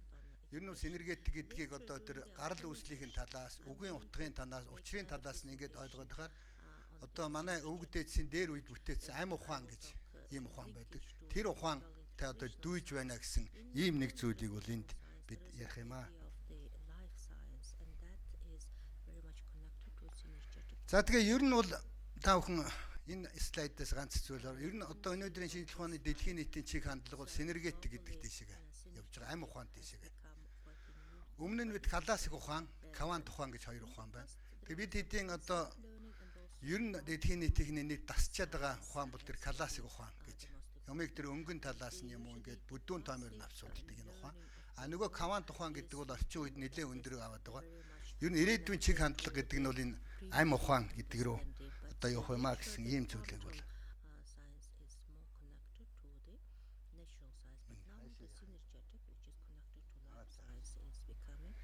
За тэгээд энэ амь ухааны үүднээс гэдэг дээр би нэг тайлбар хийх гээд энд би энэ гурван зүйлийг боловсролыг ер нь юу гэж үзэх хэрэгтэй юм бэ гэдэг нэг дугаараас болов. Тэгэхээр боловсролыг бол гурван янзаар үздэг. Ахуй ухааны талаас бол тогтолцоо. Буюу соёл дамжуулах үйл явц гэж. Хүнтэй холбоотой ухааны үүднээс бол одоо юу гэдгийг мэдлэг, чадвар, хандлага гэл нэг юм яриад байна шүү дээ. Энийгээ бол боловсрол. Хамгийн гол нь одоо амь ухааны үүднээс боловсролыг бол үйл түүний үр дүн. За энийг бол чинь Монгол хэдний их тайлбар толиндаа маш энгийнээр харах юм бол боловсрол гэж юу вэ гэхээр альва үйл түүний үр дүн гэдэг тайлбарлаад тавьдсан ийм зүйл байна. Тэгэхээр энэ талаас нь харахаар бол бид одоо цаашаа боловсролын үйлчилгээний чанар гэж ярих та аль өнцгөөс харж үйлчилгээний чанарыг ярих вэ гэдгийг эхлээд сонгох хэрэгтэй. Өөрөлдөө тогтолцоо гэх юм бол үйлчилгээний чанар гэдгийн дор нэг өөр юм ойлгоно. Үйл гэж ойлгох юм бол нэг өөр юм ойлгоно. Хэрвээ мэдлэг, чадвар, хандлага нь хүнд бий болсон гэж ярих юм бол үйлчилгээний чанарыг бас нэг өөрөөр илэрхийлэх. Ийм гурван хувилбар бол эндээс гарч ирж байгаа. Тэгэхээр тэр гурван одоо хувилбарын дор бол тэр гурван ухаан гэдэг зүйл байна. Тэгээ өнөөдөр бол ерөөсөө бид дэлхийн нийтийн тэр юг шинжилээд үзэхээр дараа нь танилцуулна. Ерөөсөө боловсролыг тогтолцоо гэж тэнд байдаг нэг юм. Тэрийг одоо яаж хөрөх вэ гэдгийн тухай ярихаа бол боловсролын үйлчилгээний чанар гэж ярьж байна гэсэн. Энэ зүйлийг бол одоо илмээр байгаа юм. За дараагийн нэг зүйл бол үйлчилгээ гэдгийг юу гэж ойлгох юм гэдэг юм. Үйлчилгээг бол одоо энэ Зит Хамал гэдэг 93 онд энэ хүн юу гэж тавьсан байна гэхээр үйлчилгээ бол гурван төрөл байна гэсэн. Магадлалт үйлчилгээ, хүссэн үйлчилгээ, нөгөөх нь бол боломжит үйлчилгээ гэж. Тэгэхээр эндээс бас хараад байгаа нэг үйлчилгээг бид өнөөдөр магадлалт гэж. Одоо өөрөөр хэлбэл би ийм ямиг өгөөд энэ хүнд ингэж үйлчилнэ гэд магадгүй одоо өгсөн ч байж магадгүй, өгч чадахгүй ч байж магадгүй гэсэн энэ утгаараа бол тэр нэг ахуйн талын үйлчилгээг авчих юм тал. За энийг одоо жишээ нь тэр Ослогийн их сургуулийн Нараад гэдэг профессор бол үйлчилгээ гэдгийг X as a service гэж. Өөрөөр хэлбэл бидний өгч байгаа үйлчилгээ бол тэр үл мэдэгдэх X гэсэн юм байна гэсэн ийм бүр загвар гаргацсан ингэж бас явж байгаа тал байна.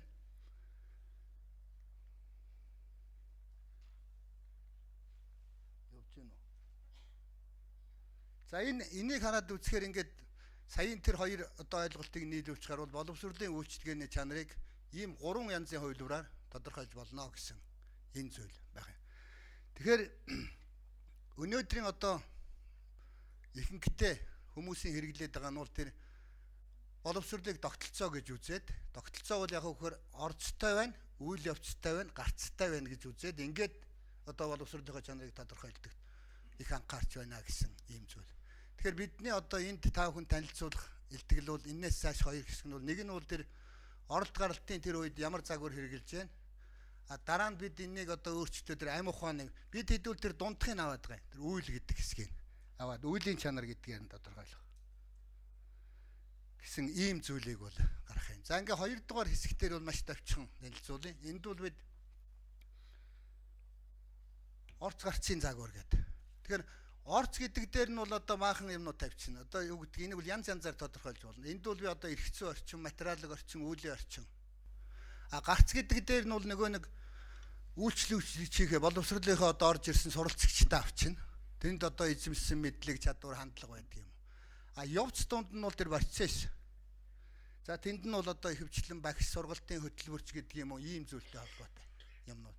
Тэгэхээр өөрөөр хэлбэл эндээс одоо чанарыг тодорхойлно гэх юм бол дунд хэсэгт нь одоо нэг өөрөөр, ардлын хэсэгт нэг өөрөөр, өмнөх хэсэгт нэг өөрөөр. Энэ одоо хүчин зүйлүүдийг тодорхойлж ийжвэл одоо боловсролын чанарыг тодорхойлох юм боломжтой. За тэгээ энэ явж боловсролын энэ үйлчилгээний чанарыг өнөөдөр одоо яаж яах гэхээр сургууль суралцагч гэдэг. Тэгэхээр сургууль гэхээр бол энд нь одоо нэг баахан зүйл байна. Үзэгдэх байдал, үр дүн, кампус гэдэг одоо багшийн чанар. За тэгээ эцэст нь бол хөтөлбөр арга зүй гэдэг. Суралцагчид гэхээр бол мэрэгжлийн сэтгэл ханамж.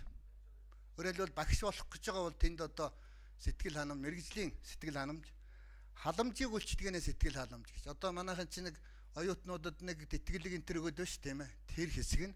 Гурав дахь нь бол зөвлөгөө үйлчилгээний сэтгэл ханамж гэдэг. Энэ гурван сэтгэл ханамжийн үр дүнгээр бол боловсролын үйлчилгээний чанарыг одоо тэр суралцагч төвтэй юм уу арын хэсэгтэр нь бол тодорхойлж болох юм. За дундх хэсэг нь бол одоо тэр үеийн чанараар тодорхойлогдох хэвээр.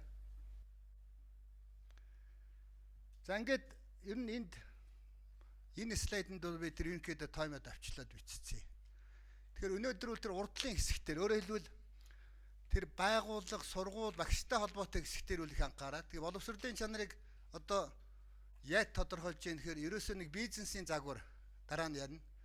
Сервикуал гэдэг нэг бизнес загварыг аваад яг нэг үйлдвэрлэлийн 100-ных шиг одоо ингээд нэг үйлдвэрийн газар эндээс хүн ороод эндээс нь гарна гэдэг энэ загвараар тодорхойлдог ийм арга. Тэгэхээр тэнд бол чанарыг юу гэж үйлчлэгчийн юу гэж нэхэр үйлчлэгээний чанарыг суралцагчдын хүлээлтийг хангах хийгээд давах сургуулийн чадамжийг боловсролын үйлчлэгээний чанар гинэ гэдэг. Өөрөөр хэлбэл нөгөө энэ ийм байдлаар тодорхой. Дараа нь бол яг хөөр орчин бүрдүүлэх гэдэг. Үйлчлүүлэгч талаас нь бол ерөнхийдөө бид сэтгэл ханамж гэдгээр л тодорхойлдог юм байна. Дунд хэсэг нь бол ерөнхийдөө тийм их тодорхой бос байдаг ийм зүйл байгаа.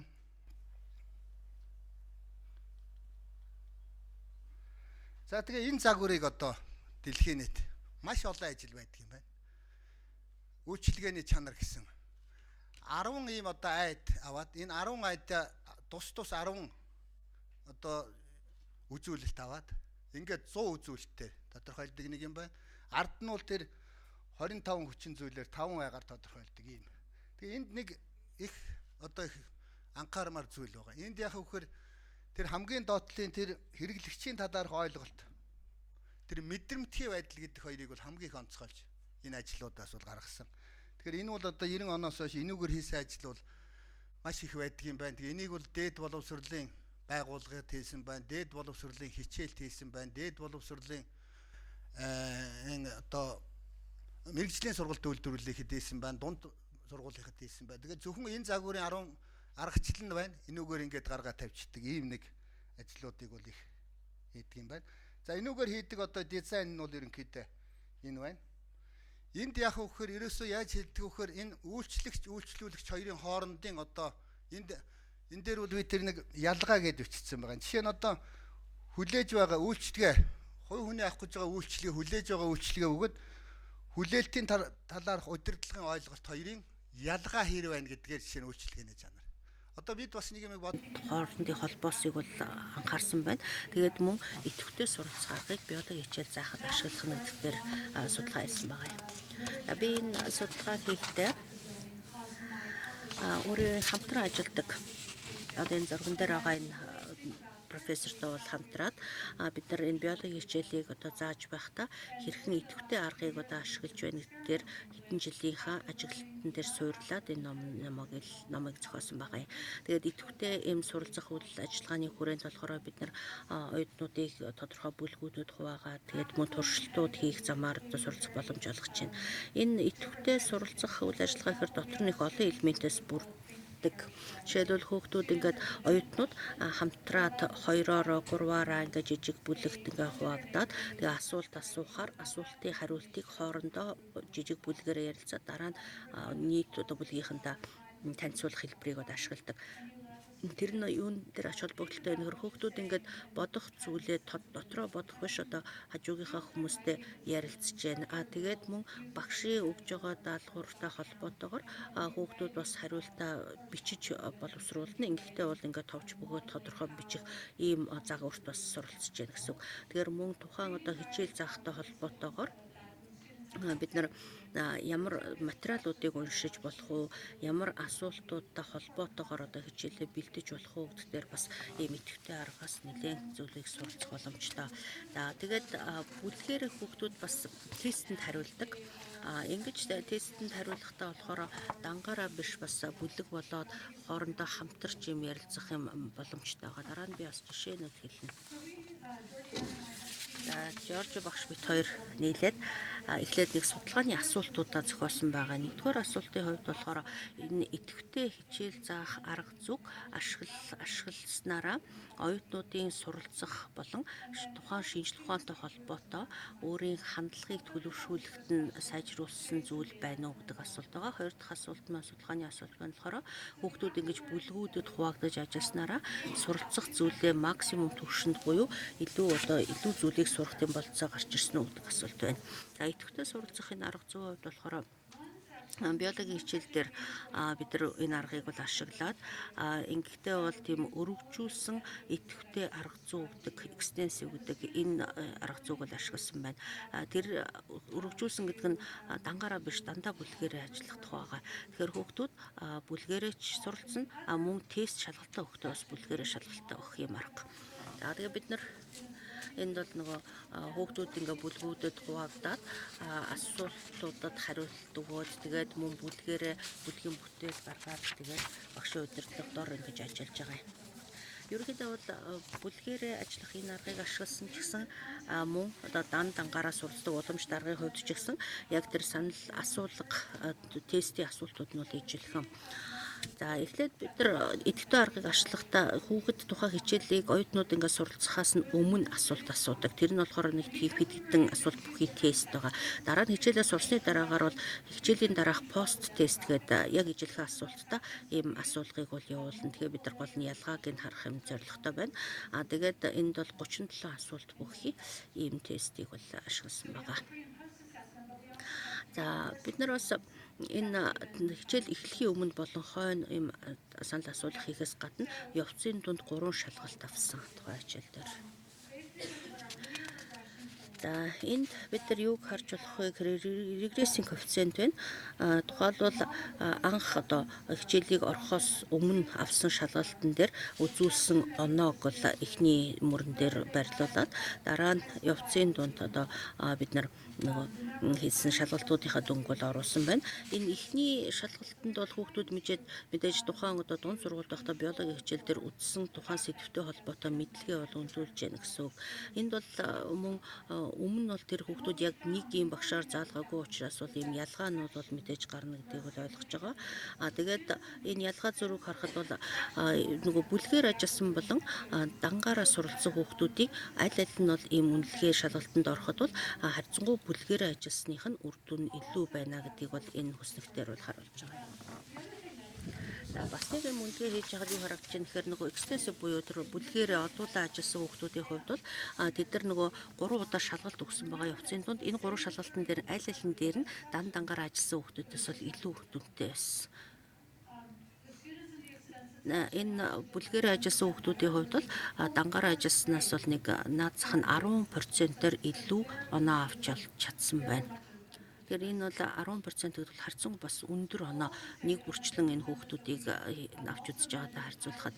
За тэгээд бид нар нөгөө тухайн шинжлэх ухааны хичээл, биологийн хичээлийг ингээд зааж байгаа үед бүлгээрээ ажиллаж байгаа хүүхдүүдийн хувьд бол ер нь шинжлэх ухааныг суралцах гэсэн хүсэл эрмэлзэл нь нөгөө дангаараа суралцсан хүүхдүүдийнхээс бол илүү сайжирсан байна гэсэн бас юм дүгнэлт гарч байгаа. Тэгэхээр энэ аргыг харахад бол яг шинжлэх ухааны чиглэлийн байгалийн шинжлэх ухааны чиглэлийн хичээлийг заахдаа бид нар энэ өргөтгсөн арга буюу бүлгээрээ ажиллах аргыг ашиглаж байгаа нь болохоор зөвхөн тухайн эзэмших мэдлэг ухагтгуунаа олж аваад зогсохгүй бас суралцах арга зүйг илүү сайжруулж байгаа юм ач холбогдолтой байна гэсэн дүгнэлтэнд хүрсэн байна. Манай судалгааны бас нэг асуулт болохоор ингэж хүүхдүүд бүлгээрээ ажиллаж байгаа нь тухайн хүүхэд дор бүрнээ суралцах боломжоо бүрэн ашиглаж чадчихэв үү гэдгийг илэрхийлэх зорилготой байсан. Тэгээд энэ бүлгээр ажиллаж байгаа үед бол ингээ хүүхдүүд бүлгүүдэд хуваагдана. Тэгвэл тухайн бүлгийг яаж байгуулж зохион байгуулах уу гэдэг асуулт бас гарч магадгүй. Тэгээ бид нар өмнөх судалгаанууд дээр бүлгийн бүтц дээр бас нэлээд анхаарч үзчихсэн. Би энэ тал дээр бол дэлгэрэнгүй бол ярих шаардлагагүй болов. Ерөнхийдөө бол бид нар анги дотор жишээлбэл өндөр оноотой сайн суралцж байгаа оюутнууд байна, муухан суралцж байгаа хүүхдүүд байна, дунд зэрэг хүүхдүүд байна. Тэгэхээр ингэж бүлгүүдэд хамрагдж байгаа үед бол нөгөө муу суралцж байсан хүүхдүүдийн хувьд бол тэр сурлагын үзүүлэлт хамаагүй сайжирсан. Сайн суралцж байсан хүүхдүүдийн хувьд бол мэдээж муудаагүй бас л боломжтой сайн сурсан байсан. Тэгэхээр энэ утгаараа болохоор ингэж бүлгээр ажиллаж байгаа нь тухайн хүүхдүүдэд бүгдээрэнд нь ач холбогдолтой байна гэдгийг бол харуулдаг байгаа юм.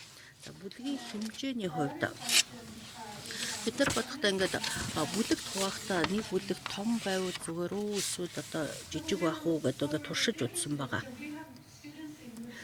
Тэгэхээр бид нар 6-гаар нь бүлгүүдэд хувааж үзсэн 6 хүнтэй. Энэ 6 хүн бол арай л олон юм болов уу гэж бол анзаарагдсан байгаа. Хэрвээ 6-аас бага 100 тонны хүүхэдтэй энэ бүлгүүд байх юм бол тэд нар хоорондоо ярилцах тал дээр бас хялбар юм байна. 6 буюу түүнээс дээш болчих юм бол тэр нөгөө хүн болгон үг саналаа хэлж чадахгүй байх. Тэгээ зарим хүмүүс нөөдөх юм магадaltaй учраас арай жижиг бүлгэн зүгээр юм уу гэсэн дүгнэлтэнд хүрсэн. Тэгээ бид нар биологийн хичээлийн одоо манай агуулга стандарт дотор байгаа биологийн 101 гэдэг хичээлийг заахдаа энэ аргыг бол ашиглаад туршиж үзсэн байгаа.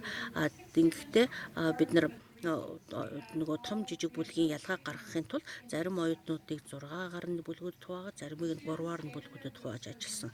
Тэгээд яг тэр бүлгээрээ бүтэн тэр семестр тухайн хүүхдүүд хичээлнэ гэсэн үг. Бид нар энэ явцад бас нөгөө хүүхэд дор бүрнээ тухайн хичээлийг хэрхэн эзэмшиж байна. Бүлгээр суралцж байгаа болон дангаараа суралцсан хоёрын ялгааг бас гаргахын тулд оюутнуудын зарим дээр нь болохоор ийм бүлгээр ажиллах аргыг, зарим дээр нь болохоор уламжлалт дангаараа ганцаараа ажиллах аргыг бол ингээ харьцуулж үзсэн байгаа. Тэгэхээр энэ судалгааны хувьд болохоор илүү олон тийм параметр нөхцөлийг хооронд нь тийм харьцуулах боломжтой байхаар зохиосон. Монгол Улсын боловсролын их сургуулиас зохион байгуулж байгаа олон улсын эрдэм шинжилгээний хурал маань одоо амжилттай үргэлжилж байна. Ингээд үзэгч та бүхнээ би Япон улсын Нагоя их сургуулийн багш илтгэгч Шибатагаатай уулзаж байна. Тэгэхээр одоо Япон улсад бол мэдээж бол боловсролын хөтөлбөр нь бол маш их цогц хөгжсөн байдаг. Тэгэхээр бага сургуулийн боловсролын хөтөлбөр нь хэрхэн хэрэгжиж явд юм бэ? Энэ талаар бас манай үзэгчдэд мэдээлэл өргүүл. カリキュラムをですね、より良くしていくということが大切なことであり、国のレベルでですね、カリキュラムをきちんと作って、それを学校に届けるということが大切なことです。ただし、どういうカリキュラムを作ったからといって、すぐに授業が良くなるわけではありません。そのカリキュラムが本当に子どもたちのために良いものであるのか。Ямар асуудал байна вэ? Түүнийг хэрэгжүүлэхэд үүнд хамгийн чухал зүйл нь болохоор сургуулийн багш, хичээлийг явуулж байгаа багш судалгаа хийх нь маш чухал асуудал юм. Энэхүү судалгаанд сурагчид хэрхэн суралцж байна? Тэдгээрийн үр дүн хэр зэрэг байна зэргийг судалж, үүний үндсэн дээр хөтөлбөрөөр дахин боловсронгуй болгож явах нь чухал асуудал байдаг. Энэхүү хөтөлбөрийг боловсронгуй болгохын тулд зөвхөн танхимд хичээл зааж байгаа багш биш, их сургуулийн багш нар мөн боловсролын яамны мэргэжилтэн зэргүүд хамтран ажиллаж сургууль дээр очиж түүнийг улам сайжруулан явах гэсэн ийм үе шаттай сургалт судалгааг явуулахыг маш чухал үздэг юм аа. Энэ болохоор өөрөөр хэлэх юм бол сургуульд хичээл зааж байгаа багш, их сургуулийн мэргэжилтнүүд Өнөөдөр мэдээж олон улсын эрдэм шинжилгээний байх хурал учраас төрөл бүрийн одоо эрдэмтэн судлаачид маань илтгэлээ тавьж байгаа. Тэгээд таны илтгэл дээр нэг боловсролын нэг зөрөө гэсэн нэг юм асуудал гараад байсан. Энэ юу нэ ямар учиртай юм бэ? Үүнийгээ та нэг товчхон тайлбарлаад өгвөл маш товчхон. 現在ですね、日本のカリキュラムが大きく変わろうとしています。өөрчлөлий гэж үзэж байгаа. Эх хичээлээс эхлээд бага сургуулиас эхлээд шинэ хөтөлбөр хэрэгжиж эхэлнэ. Түүний дараагаар дунд сургууль, ахлах сургууль зэргээр өөрчилж эхлэх юм аа. Ингэж өөрчилж явахдаа маш хамгийн чухал зүйл нь юу юм бэ гэхээр хүүхэд өөрөө бие дааж суралцах гэдэг явдлыг чухалчилж байгаа. За тэгээд түүнээс гадна болохоор хүүхдүүд хоорондоо хамтарч ажиллах, хоорондоо харилцан ярилцах гэдэг асуудлыг чухалчилж үзэж байгаа. Эдгээрээс үүдээд хүүхдүүд илүү сурах ач холбогдлыг ойлгох, суралцж байгаа зүйлээ илүү сайн ойлгох гэсэн үүний тулд ингэснээрээ ирээдүйд илүү мэдлэг чадвартай сурагчид өсөх хүмүүжих явдал юм а гэж үзэж байна. За баярлалаа. Тэгээд өнөөдөр үргэлжлэн хурж байгаа олон улсын эрдэм шинжилгээний хуралд маань одоо Япон улсын Нагоя их сургуулийн судлаач багш Шибатагаа оролцлоо. Танд баярлалаа. Эрдэм шинжилгээний хурал маань үзэгч та бүхэндээ үргэлжлэн хурж байна. Тэгвэл энд хүүхдүүд хэрэг сэтгэл ханамжтай байна, ямар нэгэн хоорондын зөрчил маргаан байна уу гэд үзэхэд бол нэг бүлгийн том баггүй 6 буюу 3 хүнтэй бүлгийн тийм ялгаа бол харагдахгүй байна. Ер нь аль ч талаас нь аваад үзсэн ерөнхийдөө бол гол ялгаа маань нөгөө анх хичээлдээ орохдоо бүлэг болоогүй байх үедээ байсан үзүүлэлт болон дараа нь ингээд суралцсны дараагаар яг бүлгээр ажилласан хүүхдүүдийнх бол илүү сайн өөрчлөлт харагдаж байна. Дандангаар ажилласнаас илүү. За ерөнхийдөө үгэл хэлэхэд Том бүлгээр ажиллаж байгаа хүүхдүүдийн хувьд жижиг бүлэгтэй харьцуулахад бол суралцсан байдал буюу хичээлийн дэм дүн дээр бол нэг ялгаа байсангүй мөн одоо хандлагын хувьд ч гэсэн их онцгой ялгаа байсангүй. Гэхдээ хичээллийг яг багшийн хувьд болохоор том буюу 6 хүнтэй бүлгийг удирдах нь бол жижиг бүлгээс бол хэцүү юм байна гэж харагдаж байгаа юм. Тэр нөгөө бид нар нөгөө 3 хүнтэй бүлгийг одоо зохион байгуулж байгаа үед бол тэнд багш бас нэлээд сайн анхаарч бодохгүй бол хүүсийн хувьд тэнцвэргүй дандаа эрэгтэй хүүхдүүд дандаа эмэгтэй хүүхдүүд ч юм уу ингэж бас бүлэг бүрдээд байсан. Тэгээд баг бүлгээр цөөхөн хүнтэй ажиллаж байгаа үед бол одоо хаана сууж ярилцах уу гэдгийг бас англи танхимынхаа нөхцөлтөд бас бодож үзэх ёстой юм байна. Тэгээд мөн явцын дунд бид нар зарим үед 6 хүнтэй, зарим үед 3 хүнтэйгээр бас холимог байдлаар хийж үзвэл ямар вэ гэдгийг дараагийн судалгаан дээр бас туршиж үзэхийн зорилготой байна. За энд манай судалгаа хийсэн багш нарын нэр байна. Georgian Connell, Dan Crosby, Tim Chambers гэдэг. Энэ ажлыг зохион байгуулахад манай сургуулиас бол нэлээд дэмжлэг үзүүлсэн. Тэгээд манай 1-р курсын оюутнууд идэвхтэй оролцсон байнамаа. Баярлалаа. Профессор Дебродонованд баярлалаа танилцуулах юмсан. За бид нар тэгэхээр идэвхтэй суралцах энэ үйл ажиллагаа. За үзэгч та бүхнийгээ би бүгд найрамд Хятад ард улсын Өвөр Монголын их сургуулийн багшийн их сургуулийн багш Ван Шуан Шитэй уулзаж байна. Танд энэ өдрийн мэнд хүргэе. За өнөөдөр бас олон улсын эрдэм шинжилгээний баг хуралдаа та бас өөрөө оролцож байна тийм ээ. Тэгэхээр ер нь Өвөр Монгол манай Монголын хоёрын энэ боловсролын тогтолцооны систем дээр та бас юу гэж харж явдггүй тийм ээ. Тэнд одоо боловсролын тогтолцоо ер нь Монгол хэл Монгол нутгаа гэсэн зүйлийг одоо хэрхэн боловсролдоо тусгаж өгдөг юм бол та бас өөрийнхөө сэтгэл судлаачийн хувьд тийм ээ багшийн хувьд бас өнөөдөр илтгэлээ тавьж байгаа бидэнтэй бас санал бодлоо хуваалцвал. За баярлалаа. Би одоо нэг Монгол жил болгоны хуралдаж байгаа боловсролын тухай чанар чансгийн дөөгшөрлөг эрдэм шинжилгээний хуралд одоо жалгаар 3 жил оролцож байгаа. Тэгээд та нарт баярлалаа. Тэгэхээр миний судалгааны чиглэл бол оюутнуудын бие хүнээс сэтгэлжийн онцлогийг нэг задлан шинжилгээ. Тэгэхээр Өвөр Монгол болоод Монголын нэг оюутнуудын нэг сэтгэлжийн онцлог дээр ямар ялгаатай гэсэн өтгөрийн судалж байгаа. Тэгээд одоо энэ удаагийн нэг эрдэм шинжилгээний хуралд би бол яг сайн бие хүнээс сэтгэлжийн онцлогийг ялгах нь багш нарын нэг сургаалтын ажилд ямар сайн эерэг талын нөлөө үзүүлэх үү гэсэн судалгаа хийсэн байгаа. Тэгэхээр сайхан сонсон Америк явхын өдгөр талаас бас нэг сургуулийн хөтөлбөрийн талаас сургаалтын хөтөлбөрийн талбараас бүр хэв хүний ажиглаад төгс судалгааг нөлөөч хуулжилж байгаа. Тэгэхээр яг сайн миний өнөө дагийн судалгаа бас яг сайхан нэг оюутнуудын бие хүнээс сэтгэлжийн онцлогийг ялгаагаад хаад хэв хүний шууд тусгай нэг жишээн дээр ажиглаад жинхэнэ судалгаа хийсээр бидний сургаалтын ажлыг нь практик нэг ач холбогдол нөөж холаа гэж үзэж байгаа. Тэр бас өнөөдрийн зохион байгуулагч байгаа бас энэ хурлын маань бол гол мөн чанар нь бол өнөөдөр боловсролын чанарын тухай, үр өгөөжийн тухай бид ярьж байгаа шүү дээ, тийм ээ. Өвөр Монголд бол яг энэ чанар тал дээр одоо хэр анхаардаг юм. Та бас оюутнуудын сэтгэл зүйн онцлогийн талаас нь судалгаа хийлээ гэлээ шүү дээ. Энэ хуралд бас 3 дахь жилд орж байгаа хүмүүс одоо өнөөдрийн сэдвийн өрөөнд та маш товчхон хариу. Одоо чанар үр өгөөжийн талаар бол энэ багш нар болгосод нэг сурагч нарынхаа нэг өвөрмөж онцлог бие хүнээс сэтгэлжийн онцлогийг ялгасаар яг энэ хүүхдийн энэ сурагчаан нэг онцлог чадварт нь жагчлоод нэг бидний боловсролын үйлчлэгийг дөөгшлүүлж чадна, чанарыг дөөгшүүлж чадна. Жишээлбэл энэ хүүхдүүд нэг бие дааг чанар өндөр болоход бол энэ бие дааг чанар өндөр хүүхдүүд байгалийн шинжилгээ ухааны хичээл төрөлд сурахад багтээ, уран багтээ ийм нэг бүтээл чанар нь даалт чадварыг нэг хөгжүүлэхэд төлөвшүүлэхэд надад ач холбогдол тий.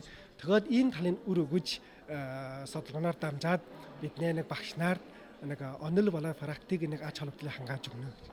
За баярлалаа. Тэгээд өнөөдрийн бас энэ олон улсын эрдэм шинжилгээний хуралд оролцож байгаа танд бас амжилт хүсье. Ингээд бүгд найрамд Хятад улсын Өвөр Монголын багшийн их сургуулийн багш Ван Шуан Шитэй та бүхнийг уулзууллаа. Тэгээд эрдэм шинжилгээний хурал маань үзэгч та бүхэндээ шууд үргэлжлэн хүрж байна. Country studying at our university. The bigger part of international students олон улсын буюу гадаад оюутнууд ихэнх нь бол Хятадаас ирж суралцж байгаа оюутнууд байна. Бид нар бол аль болох олон орноос одоо оюутнуудыг бол хамруулж оруулах зорилготой байна Европ, Ази.